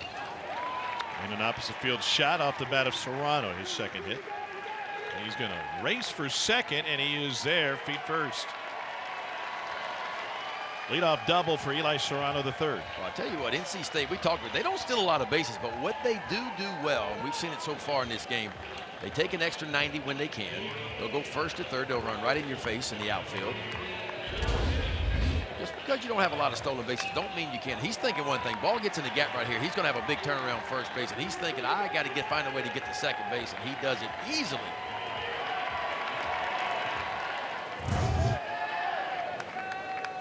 And now Garrett Pennington, after the second extra base hit for Serrano, hit number 14 already for North Carolina State. You had an opportunity to go pro coming out of high school. Mm-hmm. Yeah, I mean, I got drafted by the Braves out of high school and thought about it, but I just wanted that college experience. I wanted to go play college baseball, play college basketball, and it was tempting to go. But I'm so glad I didn't now. You know, now the experience I got in college, getting to play in the College World Series, getting to play in the Elite Eight in basketball. Those are just memories that, you know, playing on an Olympic team.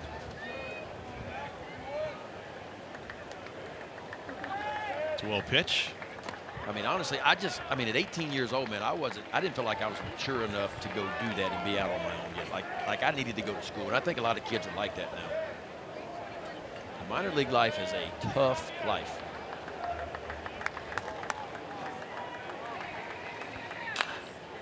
Popped up to the right side. Collins takes charge and takes it in for the first out. I feel like the evolution of the college game, there's so many major programs now drawing revenue with baseball, and the budget improvements, whether it be facilities, not for the fans, we're talking about facilities for the players, with pitching labs and first-class travel with charter flights and dietitians that they work with. Yeah, look. There ain't no charter flights in the Carolina League. No chartered flights, a lot of bus trips. And that's the thing, you can develop now at these schools because of the technology that, you know, there was a time when just the pro guys had all the TrackMan data and the pitch shapes and all those kind of things. But now with the pitching labs that are out there and the equipment that these college programs have, you can develop your pitching just as well as you can in the minor leagues right now. Alec Makarevich, 6'2", 234. Fouls one back.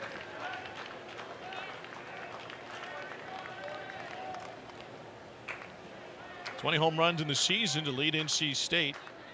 He's homered from both sides of the plate in a game twice this season. Once against UNC Wilmington, another time against Hawaii.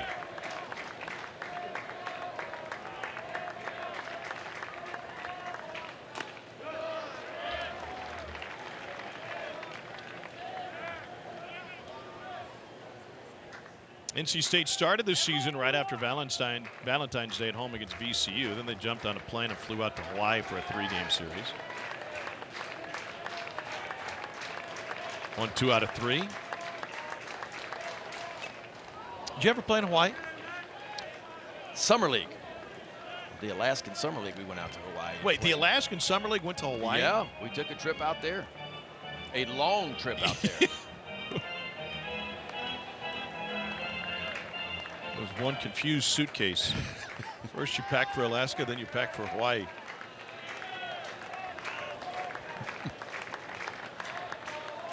Makarevich is 2 for 3. Out of back. Georgia's bullpen swinging into action. Jarvis Evans.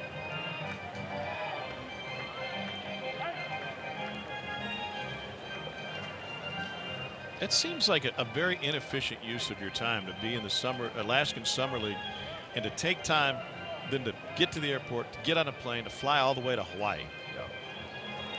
Look, when you're 18, 19 years old, you don't care. You're just going somewhere to play ball. Weather was great. You should put a map together. A lot of people, when they travel, they put pins in the map of every place they've been, every place you've played baseball. From South Korea to Hawaii to Alaska. Swing and a miss for Makarevich. It's a team that doesn't strike out very often. Their 4th K of the day. Second from Marsh. 2 down and Kozart coming up.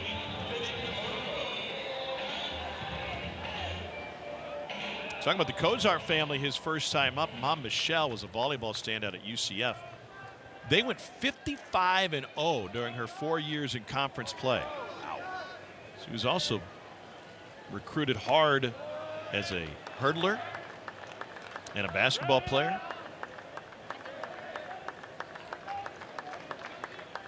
Mom Michelle and his dad Craig met during a freshman math class at UCF in the fall of '92. 1-1.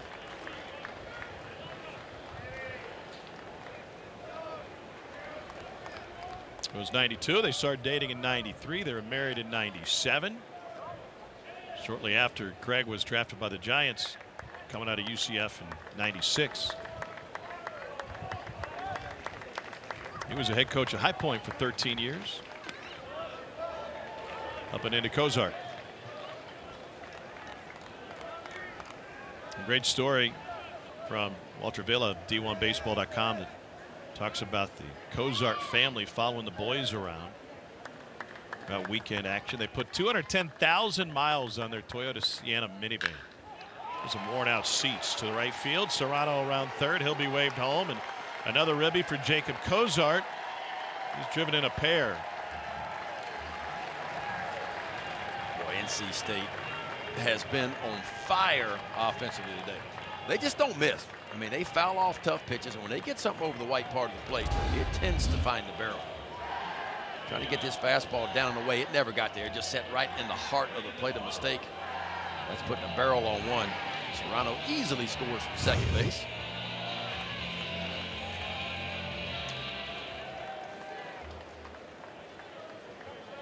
Here's Brandon Butterworth. 13-0 NC State.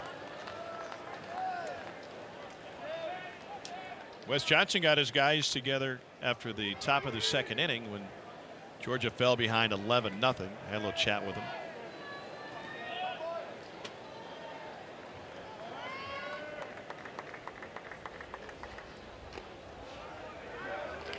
Probably a reminder that this is a 3-game series. They have a dangerous offense and come back. Yeah, and if you can't come all the way back, what you can do is get that NC State bullpen a little bit and make them use some arms up. And sometimes you might lose game one, but you could win the series if you put a little offense together and force the back end of that bullpen for NC State to get going. A little dribbler up the line will stay foul. I tell you what, Sam Highfield has just been too good so far for NC State on the bump.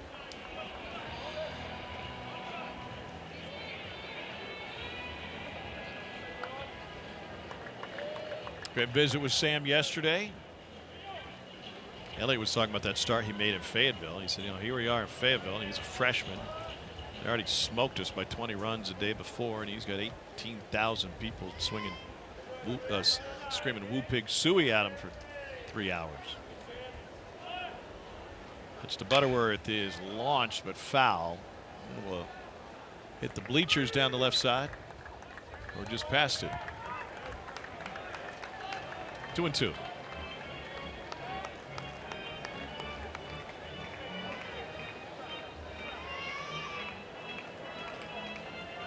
How do you value experience for a guy like Highfield? I think it's invaluable. I think when you've been there before and you've pitched in these big moments, you talk about slowing your heartbeat down and getting these big games like he's in. When you've been there before, you just have a way of relaxing. Say, okay, this is something that I've experienced before. I've been there before. I've had success. Butterworth chased the fastball up. It's a third strikeout from Chandler Marsh, but the Pack adds another, a run on a couple of hits and one left.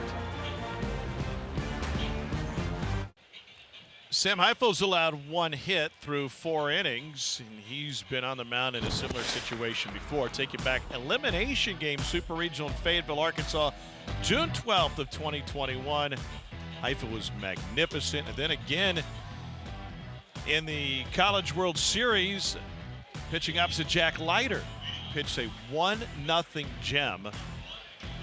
Now the odd part is the next time out for NC State, when they had some controversy with their COVID protocols, and they came back out and Highfield played first base. He had 3 hits, and you told him yesterday, hey, hope we don't have to see it first this week.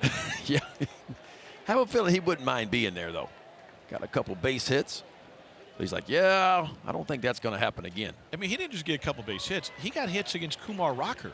Yeah, it wasn't like first rounder. Guy that was, what, a top 5 pick that year. Yeah, that was a crazy time. Swing and a miss for Dylan Carter. You know, we didn't really talk to Elliott about it yesterday, but you wouldn't blame him if there was some animosity in those bones towards the decision makers that cost them an opportunity. They're 1 win away from the College World Series Finals. Yeah. We know how hard it is to win a national championship or even to get to that opportunity to play for one. I mean, you think about it. I mean, Coach Elliott's been coaching. This is his 36th year. He's been to 2 College World Series. You know, those opportunities don't come along very often. You know. Carter goes down looking. This is second K for Sam Highfield. Again, the time before, you needed guys like Trey Turner on your roster to make it. Yeah, he's pretty good. Speaking of pretty good, that's a pretty good pitch right there. 4-seam fastball, but it kind of runs back. Starts on the inside part of the plate. That ball leaks back from left to right. Dylan Carter caught looking. And here's Fernando Gonzalez. And Gonzalez rips one down the left field line. Second hit of the game for the Dogs. And this will be their first extra base hit. Took a wild bounce around Nixon in the corner. And a comfortable double for Gonzalez. Yeah, Gonzalez wasting no time. First ball, fastball hunting. And if I'm hitting, that's what I'm looking for, too. Because Sam Highfield, obviously a big lead, so he's going to try to get ahead with a lot of fastballs because he throws mostly fastballs. And another ball that kind of runs back a little bit left to right and right into the barrel. But Gonzalez, stand-up double for him. This ball did take a funny hop right off the wall. Almost shot by Luke Nixon, the left fielder. Like playing racquetball down there. You ever play racquetball? I have. Squash, pickleball? I haven't played pickleball yet. I want to get into that. I think my wingspan would be an advantage up near the net. You'd be all up in the kitchen. Here's Clayton Chadwick. He's 0 for 1 to the ground out to third. Oddly enough, we're at Chuck's Fish last night. Fantastic dinner. Had an adult male named Critter.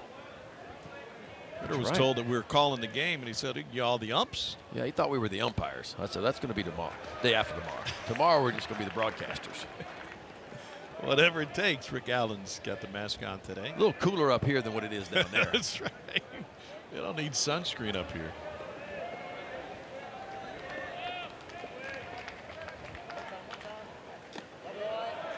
Chuck's was popping last night. A lot of people, a lot of folks here in Athens. Noon start again tomorrow on ESPNU. I mean, Kudzu Hill is full. I mean, look at the folks up there. In right field, right behind the wall, then going up the hill in right field. One out walk. Puts Chadwick aboard and brings Colby Branch to the plate. And College World Series begins Friday, June 14th, 45th consecutive year. It's on ESPN. And the finals start June 22nd in Omaha. For more information, go to NCAA.com. Your home for all 90 NCAA championships. That hill has evolved over the years. Yes, it has. It was just a kudzu hill when I played here many moons ago. It was all kudzu. All kudzu. There was a few folks back there, not many, just a handful. Now they've opened it up. You had one of your teammates attempt to climb Kudzu Hill to get at a ambitious Mississippi State fan during the SEC tournament. Yeah, in the middle of the game, I was on the mound in relief, and I heard time call, and I looked, and one of our players had enough and had hopped over the wall in right field to have some words. It wasn't just one of your players. It was one of the biggest, strongest. It was our player. It was Joey Bell, now Albert Bell, and he'd had enough. The guy was heckling pretty bad out there in right field. So that was different. That was a first and an only on the mound to see a guy go into the stands or over the fence. And the way the story goes is Albert Bell, or Joey, chased him up Kudzu Hill. The fan was backtracking and found a 2x4. Yeah. And started taking some wide, wild swings like he was Hacksaw Jim Duggan. Yeah. Because if Joey would have got to him, I'm afraid it would have been ugly. And the guy was retreating. He was talking a lot of smack until Bell went over the fence, and then he became retreat mode. And you're not climbing that hill too fast. No. Colby Branch, the 9-hole hitter, has got a hit for Georgia, and he pops this one up, and it will find a roof. Colby Branch, pretty good weapon down in your 9-hole. 17 long balls on the year.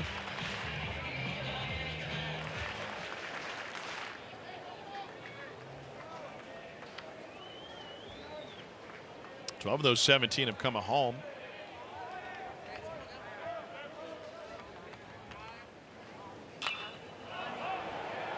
Foul territory. Makarevich charging in and takes over for the second out.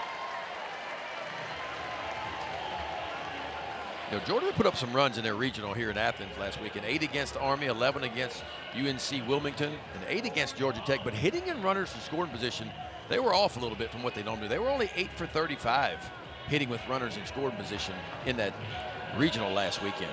They've had a couple opportunities today, but just so far hadn't come up with a big base hit. It was Corey Collins, 0 for 1 to the ground out to third.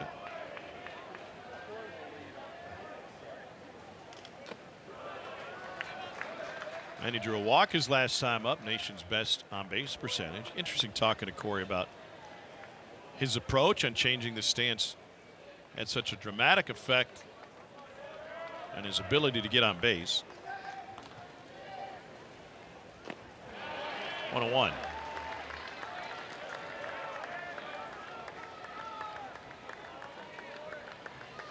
Do you agree with Corey that it's hard for college pitchers to pitch inside? 100%. I think he's doing what more college kids should do, is get your toes up on the plate, take away the inside part of the plate, and look for the ball middle away. And he rips it to right field. Around third is Gonzalez. Georgia will be on the board finally in a 13-1 game. Collins drives him home with his first hit of the game. Corey Collins doing what Corey Collins does. Gets those toes up on the plate, looks for the ball middle away, and he got one here. Watch where this ball is. Supposed to be away, but you could almost couldn't set it on a tee any better than that. Right down the heart of the plate. He doesn't miss many of those.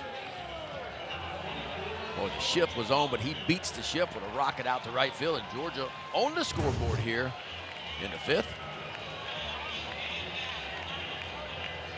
And now Charlie Condon with another opportunity. He was at the plate with 2 on in the 3rd and flew out to center field.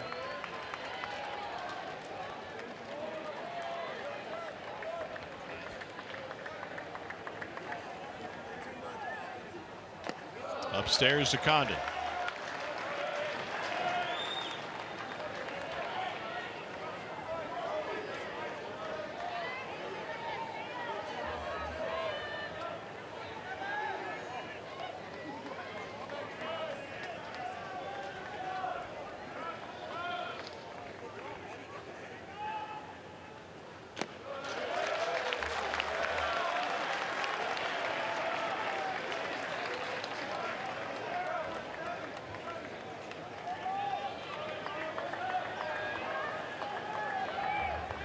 Corey Collins over at first base, he's not going to get picked off. Matter of fact, if he dove back, he'd land in the coach's box.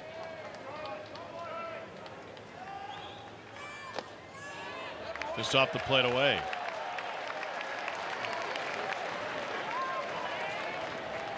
Our buddy Lauren Smith wrote a great article on Charlie Condon.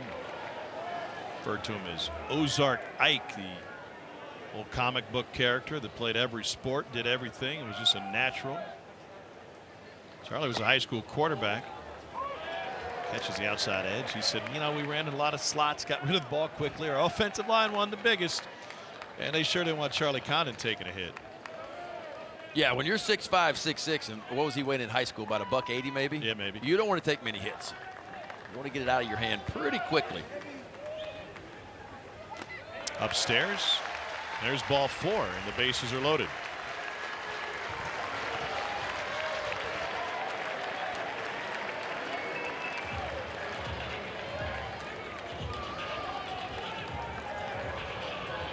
And that'll bring Dylan Goldstein to the plate.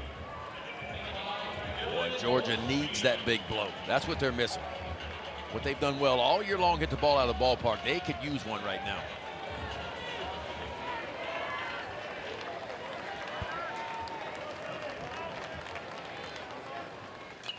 And foul back.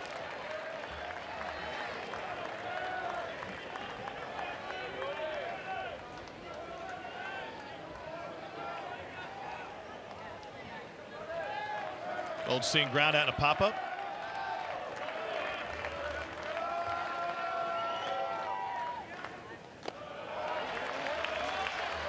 Well, Sam Highfield now, 15 starts on the year. He's only averaged 5 innings per start. That's what he's averaged over the course of the season so far. That's kind of right where he is right now. Pitch count starting to get up a little bit. Approaching the century mark now with the bases loaded. And that one's pulled foul.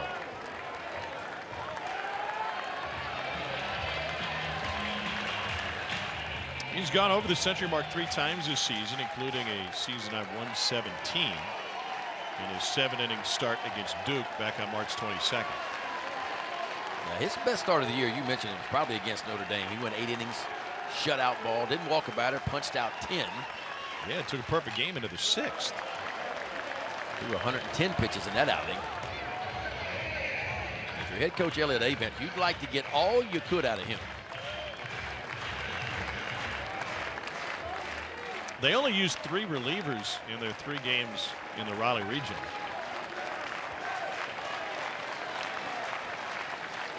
'95th pitch of the game from Highfield coming with the bases loaded to Dylan Goldstein.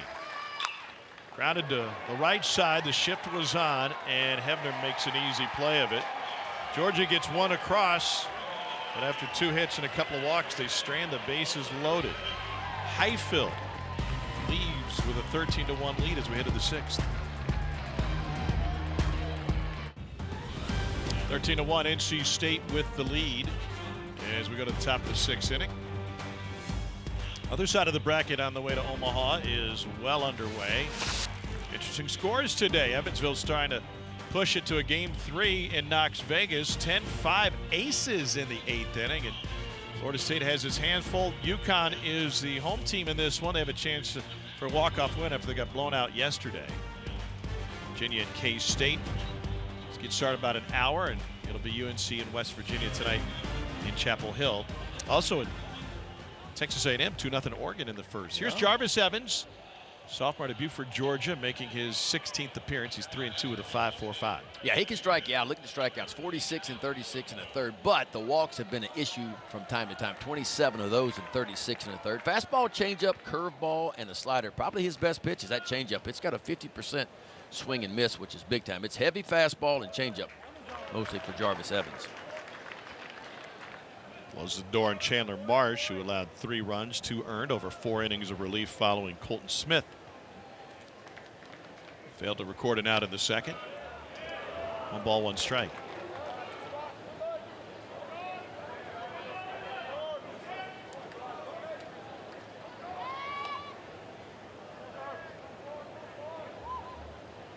Ten runs allowed by Colton Smith.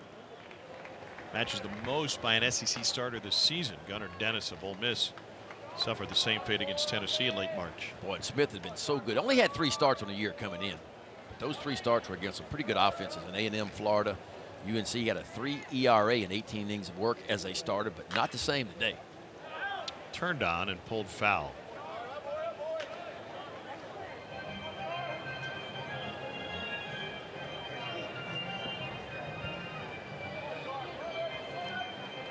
By the way, UConn trying to walk off Florida State. They already have a walk-off win to their name in the regional. They have 9 Division III transfers on that team.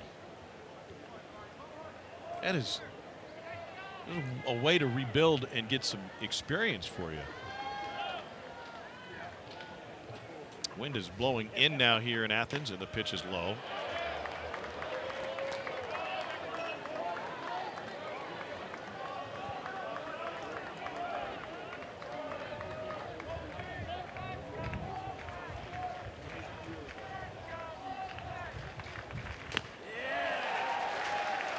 And Hunter throws it down to first to Charlie Condon. Numerous defensive changes for Georgia here in the top of the 6th inning.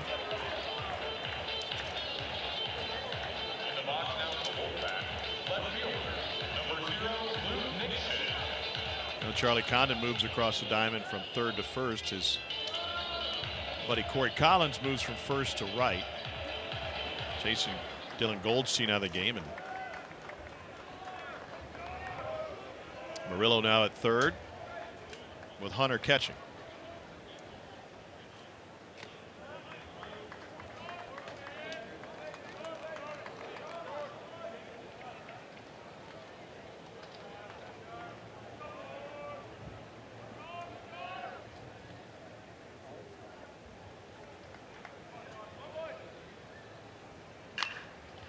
Up the middle, and a knock for Luke Nixon.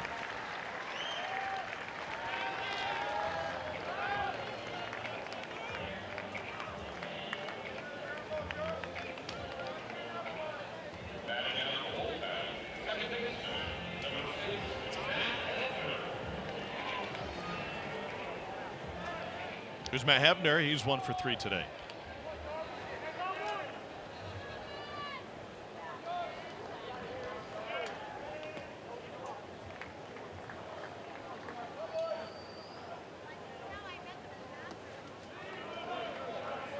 UConn couldn't get it done in the 9th. They go to extras in Tallahassee. You believe in serendipity? Karma? Any of that stuff? Yeah. I feel like Florida State wins that game in the 11th. Just a wonderful game, isn't it? You just get boat race one day and be in it the next. I mean, it's... Wow, pitch moves Nixon to second.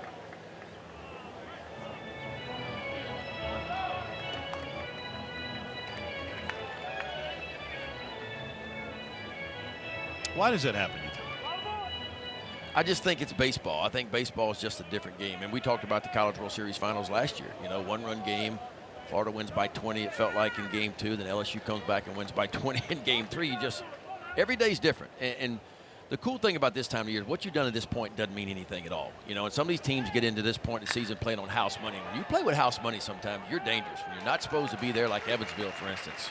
Nobody gave Evansville a chance. But yet here they are. And you catch fire. And it's about, like NC State, getting hot at the right time and peaking at the right time. And when you can do that, well, we saw it in Major League Baseball last year. Let's not forget the 3 teams that won the most games last year, the Dodgers, the Braves, and the Orioles.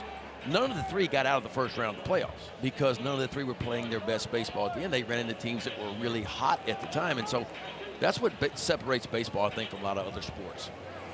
It's about getting hot at the right time, getting a little bit of confidence going. And NC State's a perfect example of that. I mean, they were, as you just kind of puddling along, as you said, and all of a sudden you got to face the meat of your schedule coming up, and they just went to work. And when you start winning series against teams that are still in this NCAA tournament, top 16, it gives you a lot of confidence.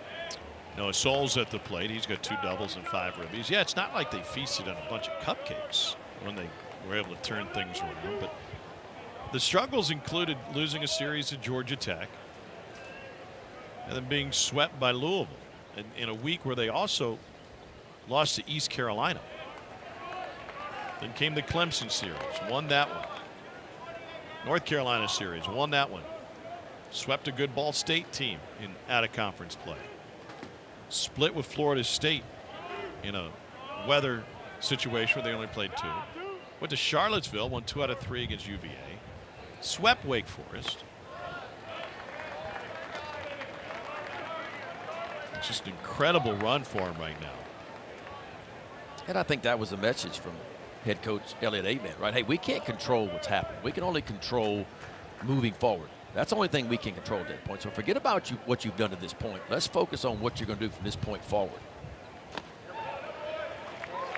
Evans delivers a strike, 3-1. Here comes the runner home on a bad throw back, and NC State gets another. What happened with Henry Hunter just saying? I want to say he hit the batter. Hebner's standing in the box, and when Henry Hunter got ready to throw it back to the pitcher, I think it hits right here. Watch this. Yeah, right off the helmet. Shoots out towards shortstop. Boy, Georgia just can't get anything going today. It'll be an error charge to Henry Hunter. And the 3-1 pitch is in for a strike. Using your head, Noah Souls.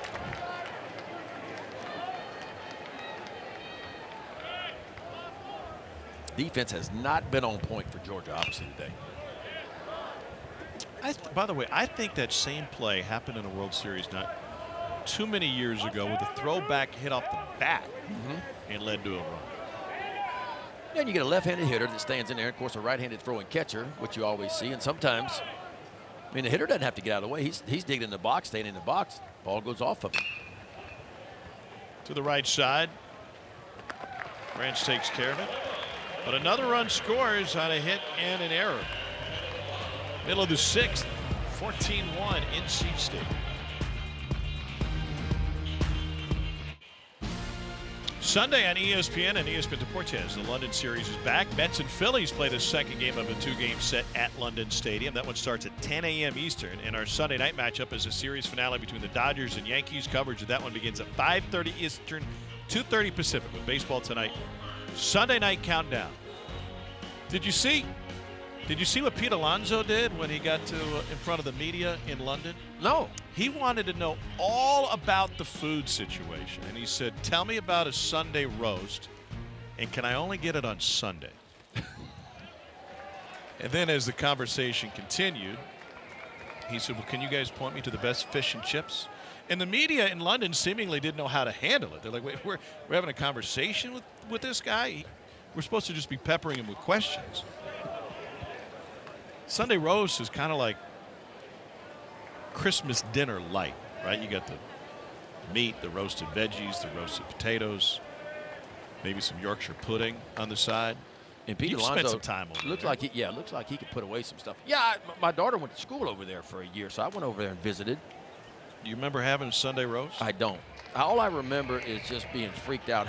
We rented a car Wait, hold on. Why did you rent a car? Did you really have that far to drive? You couldn't just. Yeah, I went out to Stonehenge. Oh, yeah. Okay. Well, I had to see that, man. I love that kind of stuff. Just a bunch of rocks out in the middle of nowhere, but it's really cool. You sit there and wonder, how in the heck did they get all these heavy rocks out here and why? Alford dumps it into the corner. And the throw from Souls is just a little bit wide, and Slade Alford's got a leadoff double here in the 6th. There's a Stonehenge here. You can go visit Stonehenge. That's here what they told me, yeah. So Ben McDonald was driving around London on the wrong side of the road, man. Just freaked out. Normally I like to drive. Like a postal normally I service? like to drive fast, but I was just taking my time, just to make sure. Please tell me you took a tour and you said, "Hey, look, honey, Big Ben." Well, we saw it. We saw Big Ben. I love Stonehenge, though. We spent the whole day there, walking around, checking it out. Highfield sitting on 99 pitches. How was the fish and chips? You have fish and chips? I don't remember what I ate. I remember the food was good, though.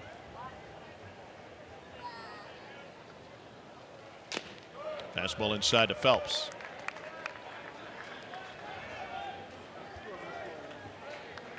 There was a big movie or a series or something that was filmed over there in one of those houses. European Vacation. Doesn't sound like it. But I remember my wife was a big fan, so we had to go by there. Born Identity. No. Ted Lasso. Teddy. No, those don't sound. I want to say it was like a series where everything was filmed over there, and I can't remember what. I didn't watch it. Bridgerton. My wife loved it, and she loved it. So we went. If she's watching today, she could clue us in. Swing and a miss by Phelps. We don't seem so lost. I'm like, really? We got to go by there? And she's like, yeah. This movie, this series was filmed here. I want to go see it. And so that didn't impress you. Ooh. No. Got away from Highfield. Fourth time over 100 pitches in the season for Highfield. Let's see how much longer they stick with him. There is some action now in the NC State bullpen.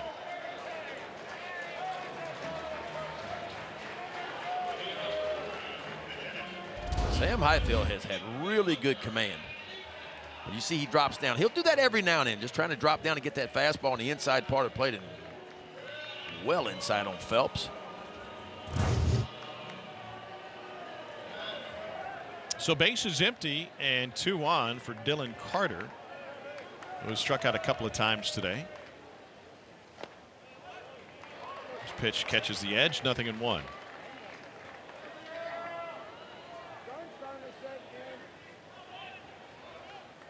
Andrew Schaffner starting to loosen up for North Carolina State. Pardon me, this is Henry Hunter batting, not Carter. So Carter is out of the game.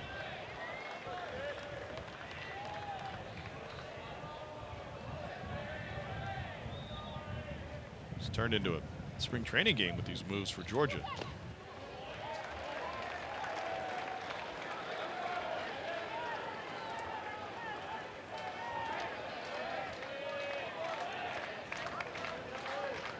I think the show you're looking for is Downton Abbey. That's it. That's it. I knew if you'd have said it, I remembered it. I wasn't a fan, but she was. You ever heard of it? Oh, yeah. Okay. Did you watch it? I mean, were you a fan? No.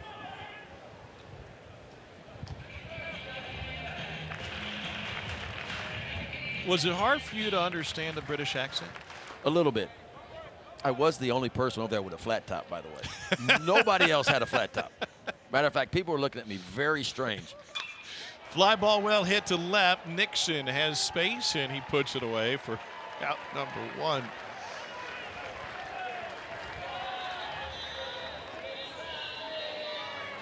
And here's Sebastian Murillo getting his first plate appearance of the day.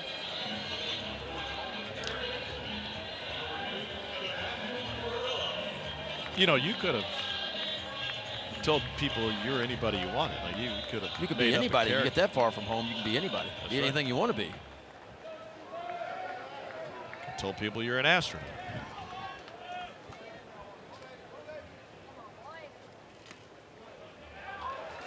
Murillo looks at a first pitch strike. 259 average with a couple of home runs for the senior.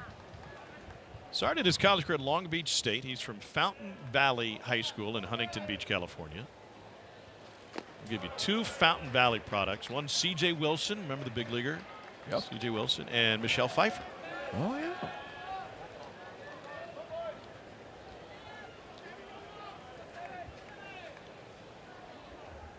It was serendipitous that Murillo even ended up in Athens last year. And he grounds this one to the left side to second for one, and a 5-4-3 double play turn by NC State. Perhaps that will do it for Highfill, and he'll leave in control. Congratulations from his teammates, up 14-1.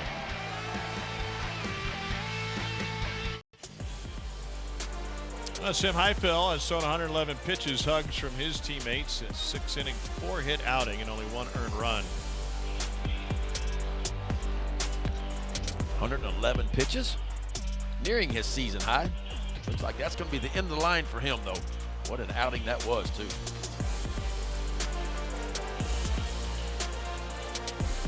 Yeah, if it holds up the way it is right now, he'll be 5-1 in NCAA tournament starts. How about that? That'd qualify him as a big game pitcher.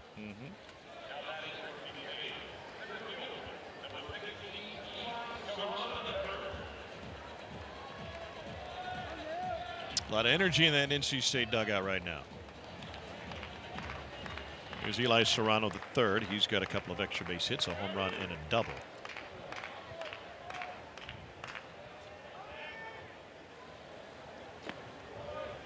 And a first pitch strike to Serrano.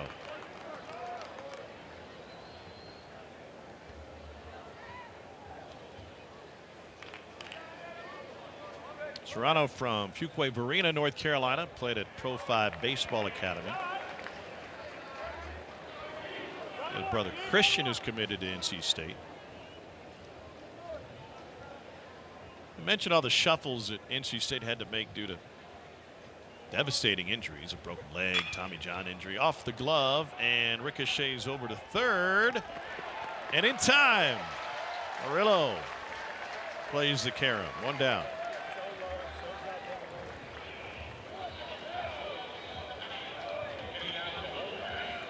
Pretty good play by Murillo there. Ball shot right off of Jarvis Evans. You can see where he swung over in the shift, almost playing straight up shortstop. Off the glove, he has to redirect. Ball right to him, picks it up. And I mean, just by inches. So here's Pennington. And he looks at a first pitch strike. Chatting with Garrett yesterday. Grew up a big Royals fan. Did you see the Royals come back last night? They're down 7-0 after the first, 8-0 in the fourth. Well, they playing some ball. They made a lot of moves this offseason to the Royals. A lot of moves. So far, it's paid off. I think what's really interesting about where the Royals are, I think they have the 7th or 8th pick in the draft. And if they can keep it up and be in postseason contention, you could see a David Price type situation where they get a college pitcher out of the draft that they could stick in the bullpen should they make it into the postseason. Maybe a Hagen Smith type guy. Yeah. Garrett Crochet. Remember Garrett Crochet? Came out of Tennessee and went straight to the big leagues. Pitch for the Sox in the postseason, throwing 101, 102. Yeah. First year as a starter for Garrett Crochet. He's in the rotation now for the White Sox. How about that? First big league start is an opening day start.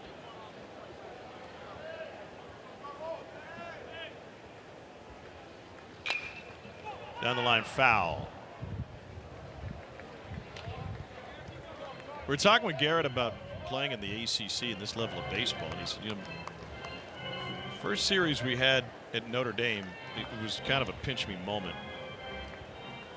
That was late March. They ended up sweeping that series. He played really well. But from Division II to a super region. His Central Missouri Mules team, runner-up to Wingate for the Division II National Championship that's played right there in Cary, USA Complex. Hey, you were talking about mules yesterday, weren't you? I was. You ever rode a mule? This one's ridden deep to left field, and it is gone into the trees for Pennington. His 17th home run of the season.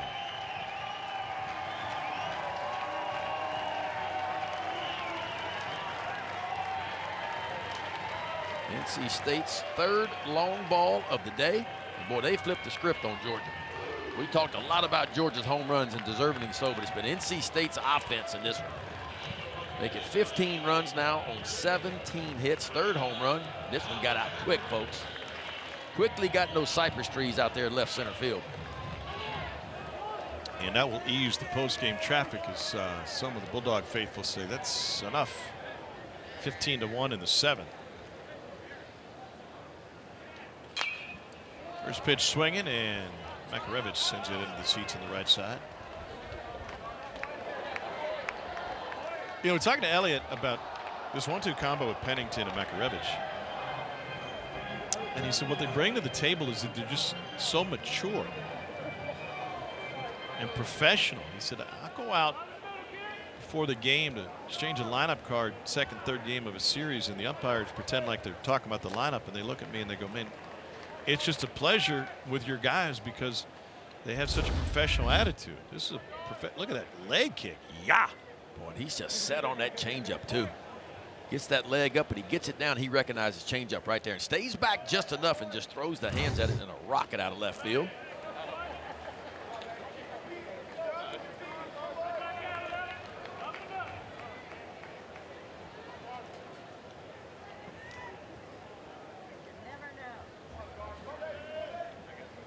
Here's the 2-1. A ringing double ordered up for Alek Makarevich. Deep into the corner for Goldstein to find.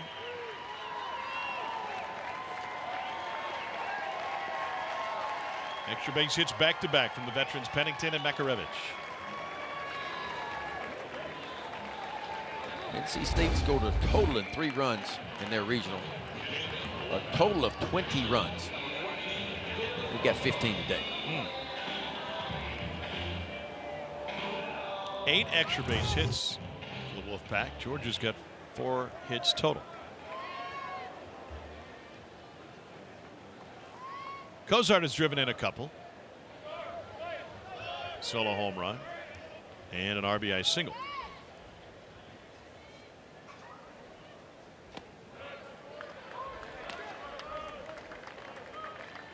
There will be a game 3 in Knoxville. Evansville knocks off Tennessee 10-8, and the Purple Aces extend their Cinderella season. They do it against the #1 national seed, so that will be decided tomorrow. This one skied into foul territory. Corey Collins gets there in time. Tagging from second is Makarevich, and he's able to advance. How about the Purple Aces? Reminiscent in my mind, based on the school profile of Stony Brook going into Baton Rouge and winning a Super. Yeah, very similar. But Stony Brook, I'm going to tell you, Stony Brook that year, actually, I mean, they knocked off LSU in that Super Regional in Baton Rouge, but they had more players drafted that year than what LSU did. They had a really good team. And clearly the Purple Aces do too. They had to win the Missouri Valley tournament just to get in.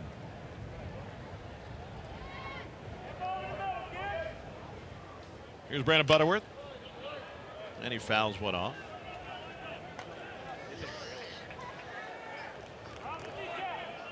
It's an Evansville team that lost 19-6 on Sunday against East Carolina. All back to win the Greenville Regional on the road.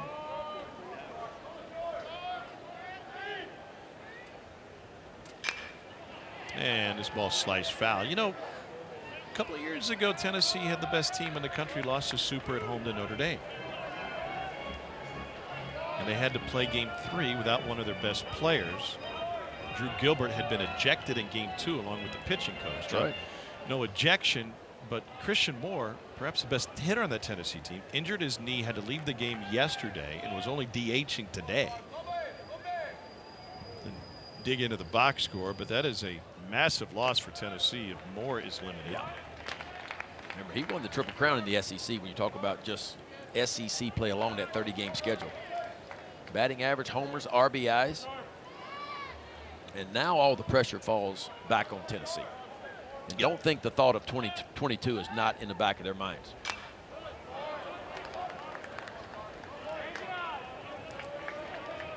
Texas A&M has tied the game with Oregon on a wild pitch. Don't forget, you can go to ESPN Plus and watch Squeeze play. They'll keep you up to date with all of the games going on.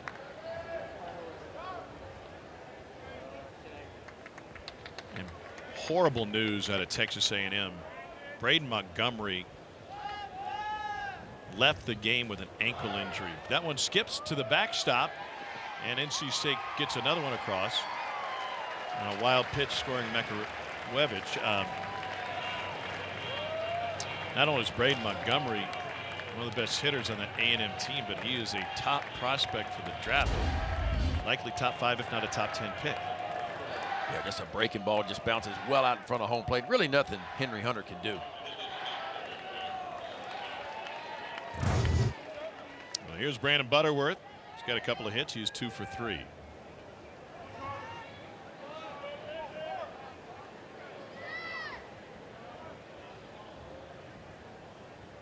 And Butterworth swings at the first, sends it to right. Collins handles it, but not before NC State gets a couple more across. A home run, a double, a wild pitch. 16-1.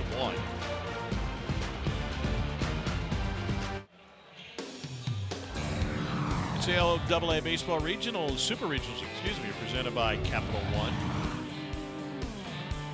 Zoo Hills packed. They'll be away their sorrows, trailing by 15. Out hit 18-4 today. Andrew Schaffner, sophomore from Elk Creek, Virginia. Sounds like the kind of place Ben would frequent with a shotgun. Schaffner's 7th appearance, an ERA of 7.5. He's only thrown 8 1/3 this year. Fastball, slider, changeup mix for Schaffner. Use that fastball about half the time. And the breaking ball is his second most used pitch. Pretty good arm though. Fastball is going to average 93. It'll tick up 94, 95.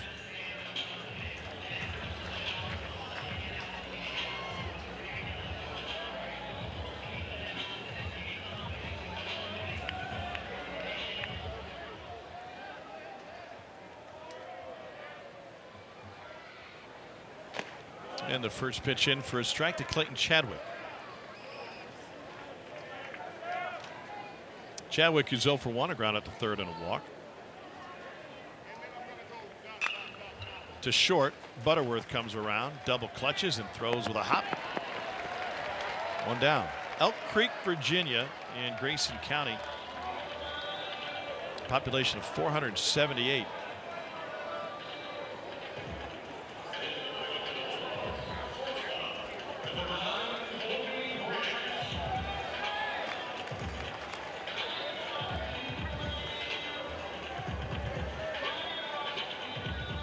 Here's Colby Branch. He is 1 for 2.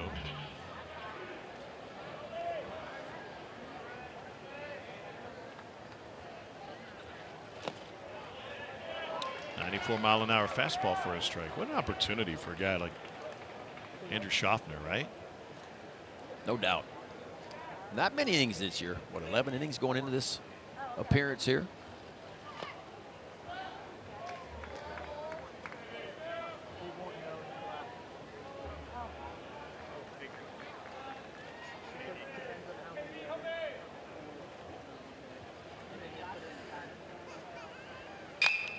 Lined up the middle. They played it perfectly, and a short hop for Hebner. 2 down. Ball was smoked. That was a rocket. Hebner played it perfectly too, just right off the dirt. Shift was on, defense was positioned perfectly. A little top spin liner right there, picks it right off the dirt, and just a boring throw over to first. First 2 retired by Schaffner. Top of the order, and Corey Collins. Corey started this game at first base, playing right field now. Came in as a catcher, but they were loaded behind the plate when Collins showed up. remember talking with Scott Strickland about it. Just couldn't find much time for him. He said, look, we got a guy that's probably going to be a first-round pick behind the plate, but how do you catch him? Where do you find time? Some inter-squad, some midweek. Glove work at first by Pennington. He tosses to Schaffner covering. And NC State is fully in control. How about this play by Garrett Pennington? I tell you what, NC State, it's a glove show right here in this inning. Nice play by Hefner, and then Pennington, how about this? Little backhand side, little shovel over the pitcher Schaffner, and they're off the field. Baby, I can steal your halo. NCAA Baseball Super Regionals are presented by Capital One. What's in your wallet? Classic City, Athens, Georgia, on a beautiful summer afternoon. Not beautiful for the home fans. It's a 16-1 lead for North Carolina State. Wolfpack. So they finish this one up just a win away from their 4th trip to Omaha. Alex Sosa leads off.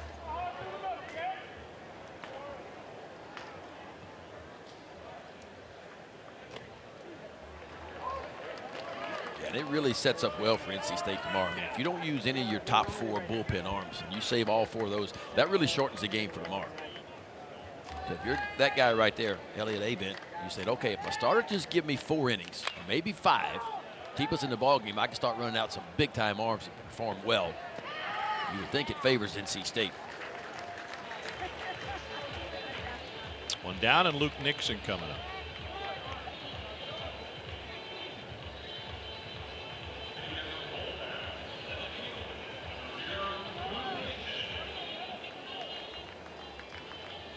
We're talking with Elliott Avent about the Nixon boys, and you know, he said it's such a huge advantage for guys who grow up with a dad and grow up around the game. Dad Trott played in the big leagues from '96 to '08, won the World Series with the Sox in '04.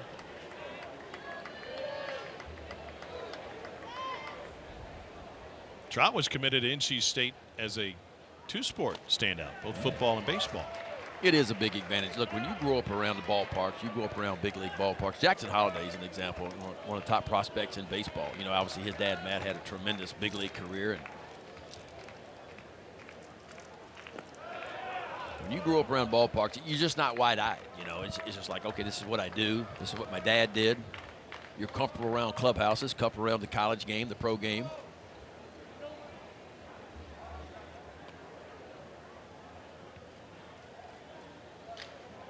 Tip just about. I remember years ago talking to Prince Fielder about that when he was in the minors, and he said, you know, I look around and I got teammates that strike out and they act like that's the only at bat they're going to get all summer. And they slam their bat, slam their helmet, and they make a big scene, and they get emotional about it. He said, not that I don't care if I strike out, but I have a pretty good feel for how this thing is going to go and how to manage the ups and the downs, and I think you learn that just by living it. I remember way back when I had pitched in Detroit against Cecil Felder. I remember going out early that day running, and there was a chubby kid standing at home plate, and Cecil was throwing balls to him on the mound way before the game. And I was out there jogging, and this kid this chubby little kid's hitting balls out of the ballpark at Old Tiger Stadium. I'm going, and I asked one of the grounds crew guy when I got through run, I said, who's the little chubby kid? And he said, that's Prince Fielder. That's Cecil's son. He was like 12 years old, already hitting homers in Probably BP. Put him on the roof, yeah. The hit by pitch would put Nixon on. And I kind of lost track, and then next thing you hear, Cecil Fielder's a high draft pick and in the big leagues, you know. And I went, oh yeah, I remember that kid.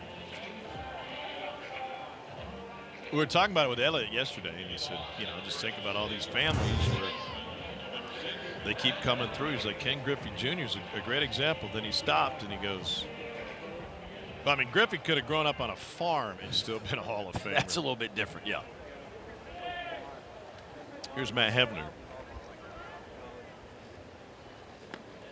And Nixon takes off from first and a pitch in the dirt. Are you a little bit surprised? So Georgia has brought multiple subs into this game, Hunter and Murillo, and they moved a bunch of other guys around. Condon from third to first, Collins from first to right. And NC State is stuck with their same 9 with a 15-run lead. I think that's the Elliott Avent, right? I mean, we saw that back in 21 at the College World Series. Like, once he gets his lineup where he wants it, like, those dudes are going to run out there, and he's going to keep them in the ball game. Now, we're getting close to the end of this, so I wouldn't be surprised if a few guys got some extra reps somewhere along the way. They're still, yeah, I mean, they're still taking extra 90s, playing like the game's a 1-0 game.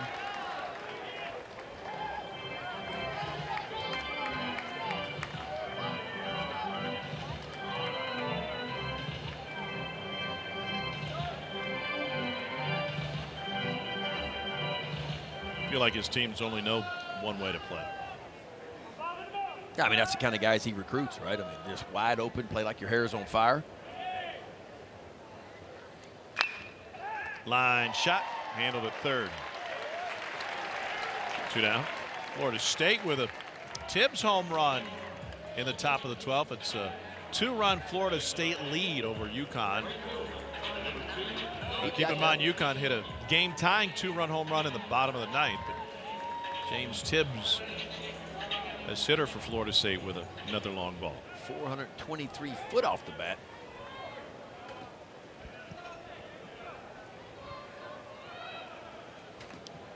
Might be high scoring in Bryan College Station. Oregon and A&M are tied at 3 in the 2nd inning. The big story there, Braden Montgomery for A&M left with a scary looking injury. They put an air cast on his leg after a play at the plate. Boy, that doesn't sound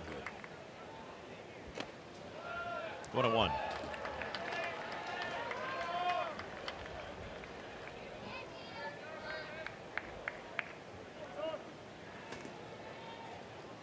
Noah Souls is the 9-hole hitter.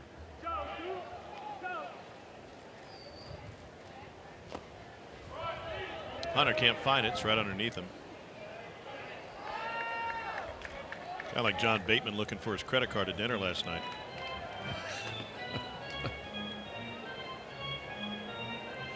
He found it.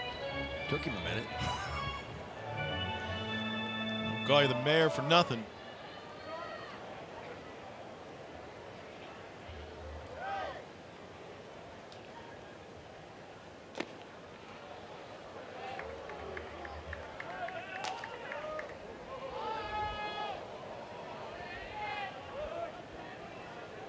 Luke Nixon over at third base now. Georgia better be careful, because the shift is on. Nobody's around third base, and he's getting way down the line, and he's just hanging out there. Yeah.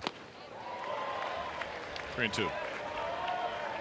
Well, Nixon has already shown that he's not shy about moving around the bases.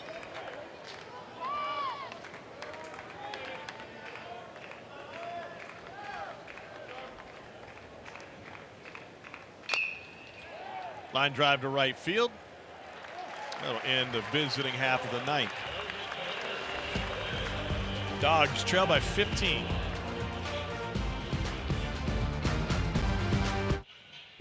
Let's take a look at today's Capital One rewarding performance. It belongs to NC State starting pitcher Sam Highfield. Yeah, Highfield did exactly what he needed to do. His offense went up and gave him 11 runs in the 2nd inning. So you know what? There's no reason to go strike out a lot of guys. Pitched a soft contact. All his 6 innings of work, 4 hits, 1 run.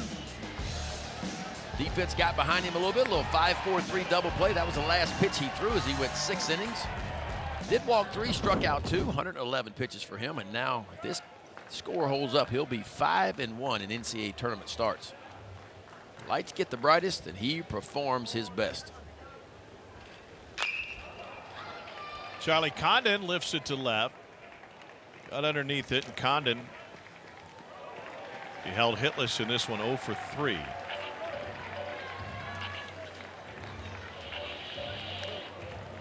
Here are the final numbers on Sam Highfield. 111 pitches.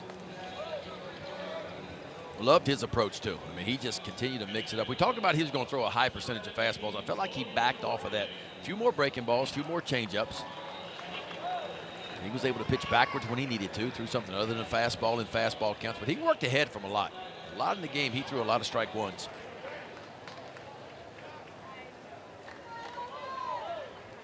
If Condon doesn't get another chance to bat, and this one's sent to center off of Goldstein's bat, 2 down, it'll be just the 3rd time that he's held without a hit since March 2nd.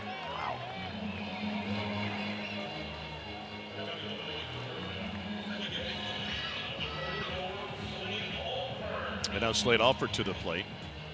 However, it'll be the third time in the last 5 games. Didn't get a hit in the SEC tournament against LSU and held without a hit against UNCW in the first game of the regional. Popped him up right side. One pitch, swinging. We go to the 9th. NC State comfortable as your living room chair, 16-1.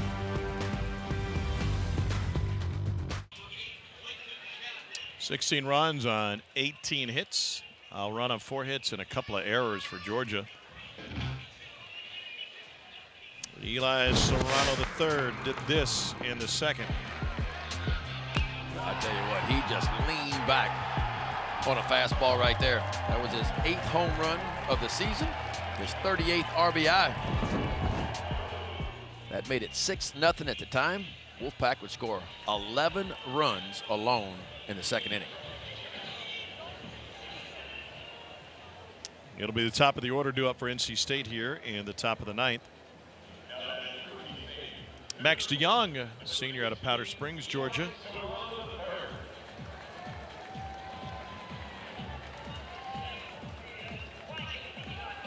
Tenth appearance, no decisions. He's thrown 9 innings on the season.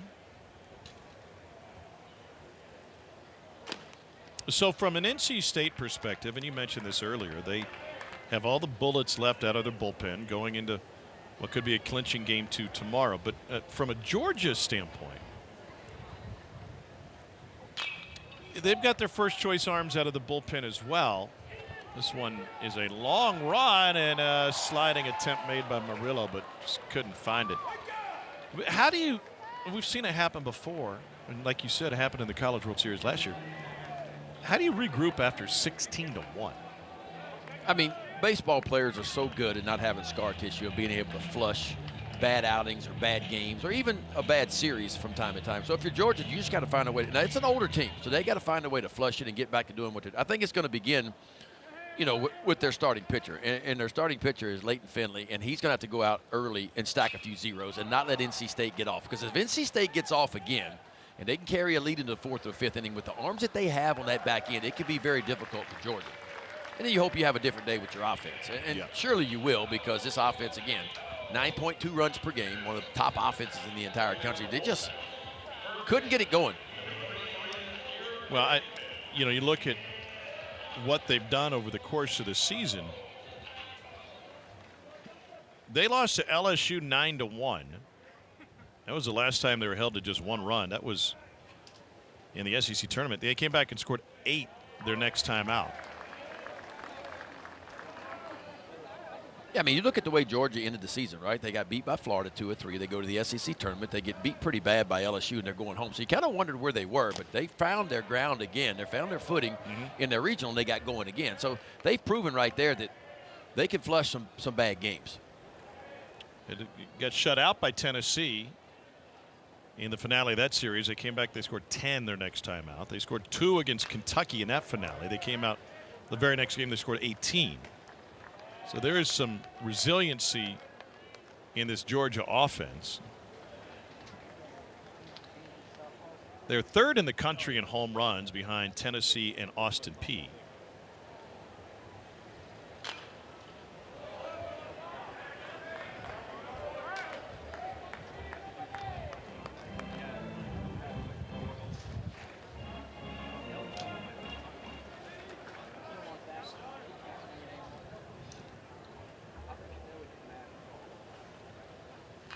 A half swing, and that one's dribbled foul. What was the final score of that Florida State-UConn game yesterday? 24-4? A whole lot to not enough.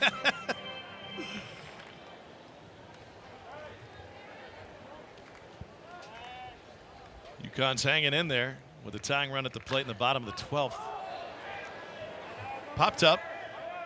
Hunter tosses the mask. 2 down. Did you ever catch? Younger, in like youth league, like 12, 13 years old. I quickly figured 13 out years old, you're only 5'9". I was only 6 foot 13-year-old out there playing catcher. I promise you that. Yeah, I quickly figured out that's not where I wanted to be. A couple of foul tips, and you're like, okay, I've had enough of this. It was fun throwing guys out when they would run, but man, you got to want to be a catcher.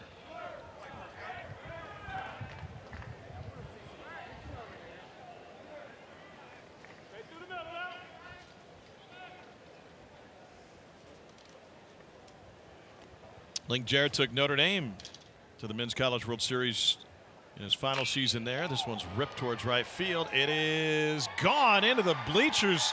Makarevich with his 4th hit of the game and home run number 21 on the season. And that got out in a hurry. Wow, this dude can hit, can he? A couple of singles, a double. Now his 4th hit of the game, a long ball. His 21st long ball of the year. Make it 77 RBIs for him.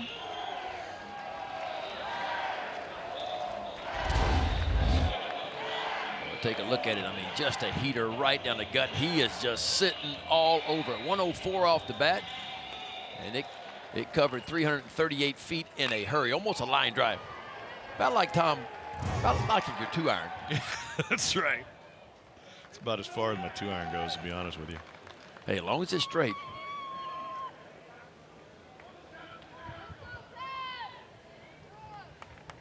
Here's the 1-0 to Jacob Kozart, and he launches it deep to right field. Back-to-back jacks for the Pack. It is 18-1.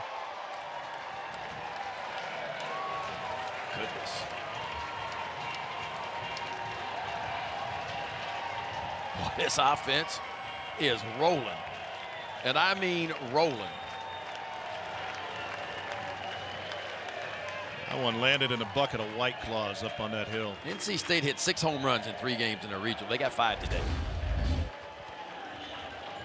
Another ball left right in the heart of the plate. And that's what we talked about earlier. They just have not missed mistakes today. Feels like every ball left out over the plate, NC State found a barrel. This was an 11-0 game after 2 innings, and Georgia went to some little used relievers, Marsh, Evans, DeYoung.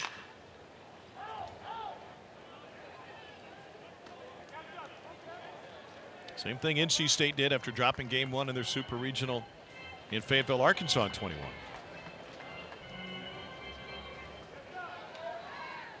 They'll be back at it tomorrow at noon. Georgia will have its backs against the wall, and NC State will be 1 win from the promised land.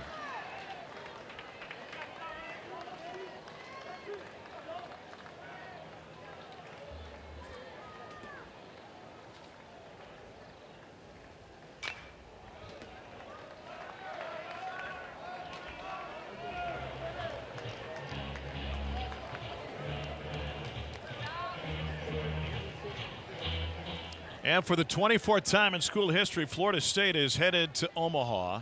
The first without Mike Martin. Link Jarrett's team getting it done in extra innings with a 10-8 win over UConn. They dogpile at Dick Howser Stadium. And they'll have a chance to win their first ever national championship. Well, what a turnaround year it was for Florida State, too.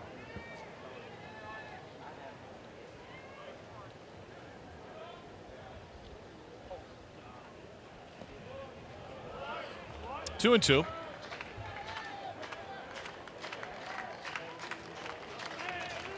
So the ACC punches the first ticket to Omaha. We could have, by the way, an all ACC, all SEC field.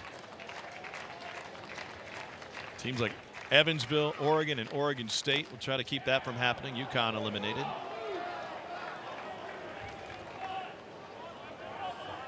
Is that good or bad for the sport?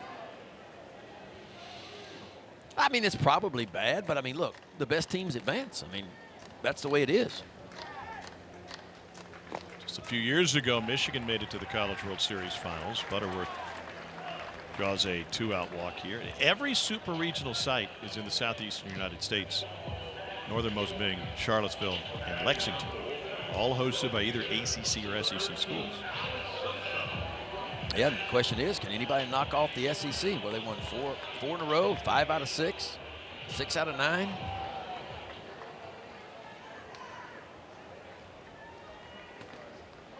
Georgia was the first SEC national champion, 1990.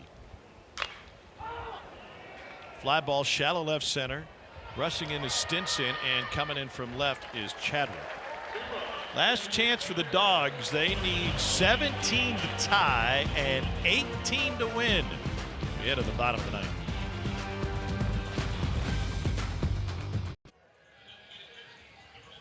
NC State leads Georgia 18-1 as we head to the home half of the ninth inning.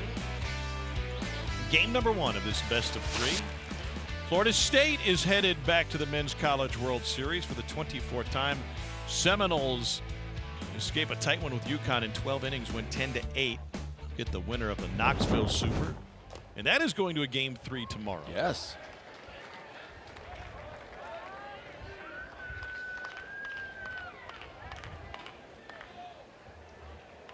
Here's Trey Phelps at the plate.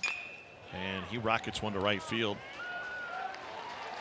Right to Souls. There's one down.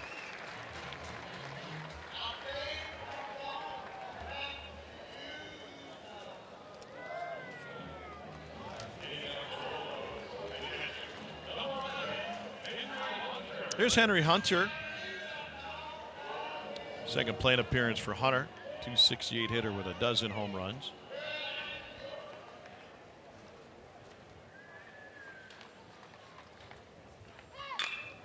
And a knuckleball right to Hebner. 2 down.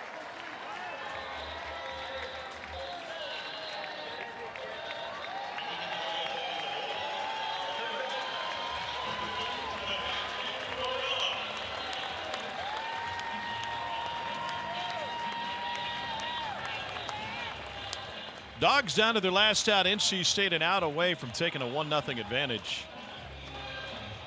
We'll be on the air again tomorrow at noon on ESPNU as State will look to punch another ticket to Omaha. First pitch strike to Sebastian Murillo.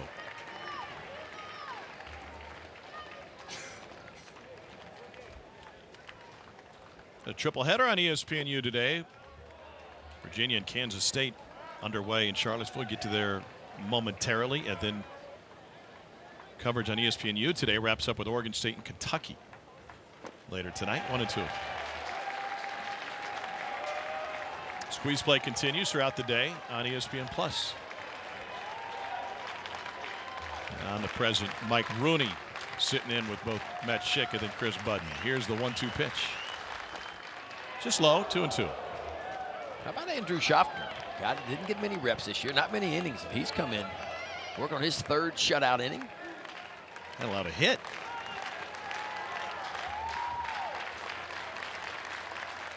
Swing and a miss, and NC State takes game number 1 in dominating fashion. 18-1 is the final. 18 runs on 20 hits. The offense is overwhelming, but Ben, the pitching was sensational. Yeah, I thought it started with Sam Highfield, and now 5-1 in NCAA starts for him. He was outstanding. 6 innings of work for him. Only allowed the 1 run. He set the tone early. He gave his offense a chance, and once they put up that big number in the 2nd inning, he just kind of went on cruise control, started pitching to contact. Andrew Schaffner comes in and goes 3 perfect innings out of the bullpen for NC State, and boy, you know about the offense. It was explosive for NC State. And so Schaffner will pick up a save after working 3. Highfield goes to 7-2. Smith drops it 9-3 at the loss. An 18-1 final. Game number 2 tomorrow on ESPNU at noon. College World Series begins June 14th. Fantastic job by our crew today here in Athens. On behalf of them and my endless Ben McDonald, I'm Tom Hart. We'll send you to Charlottesville next. Enjoy baseball the rest of the day. Here's Roy Philpott and Devin Travis.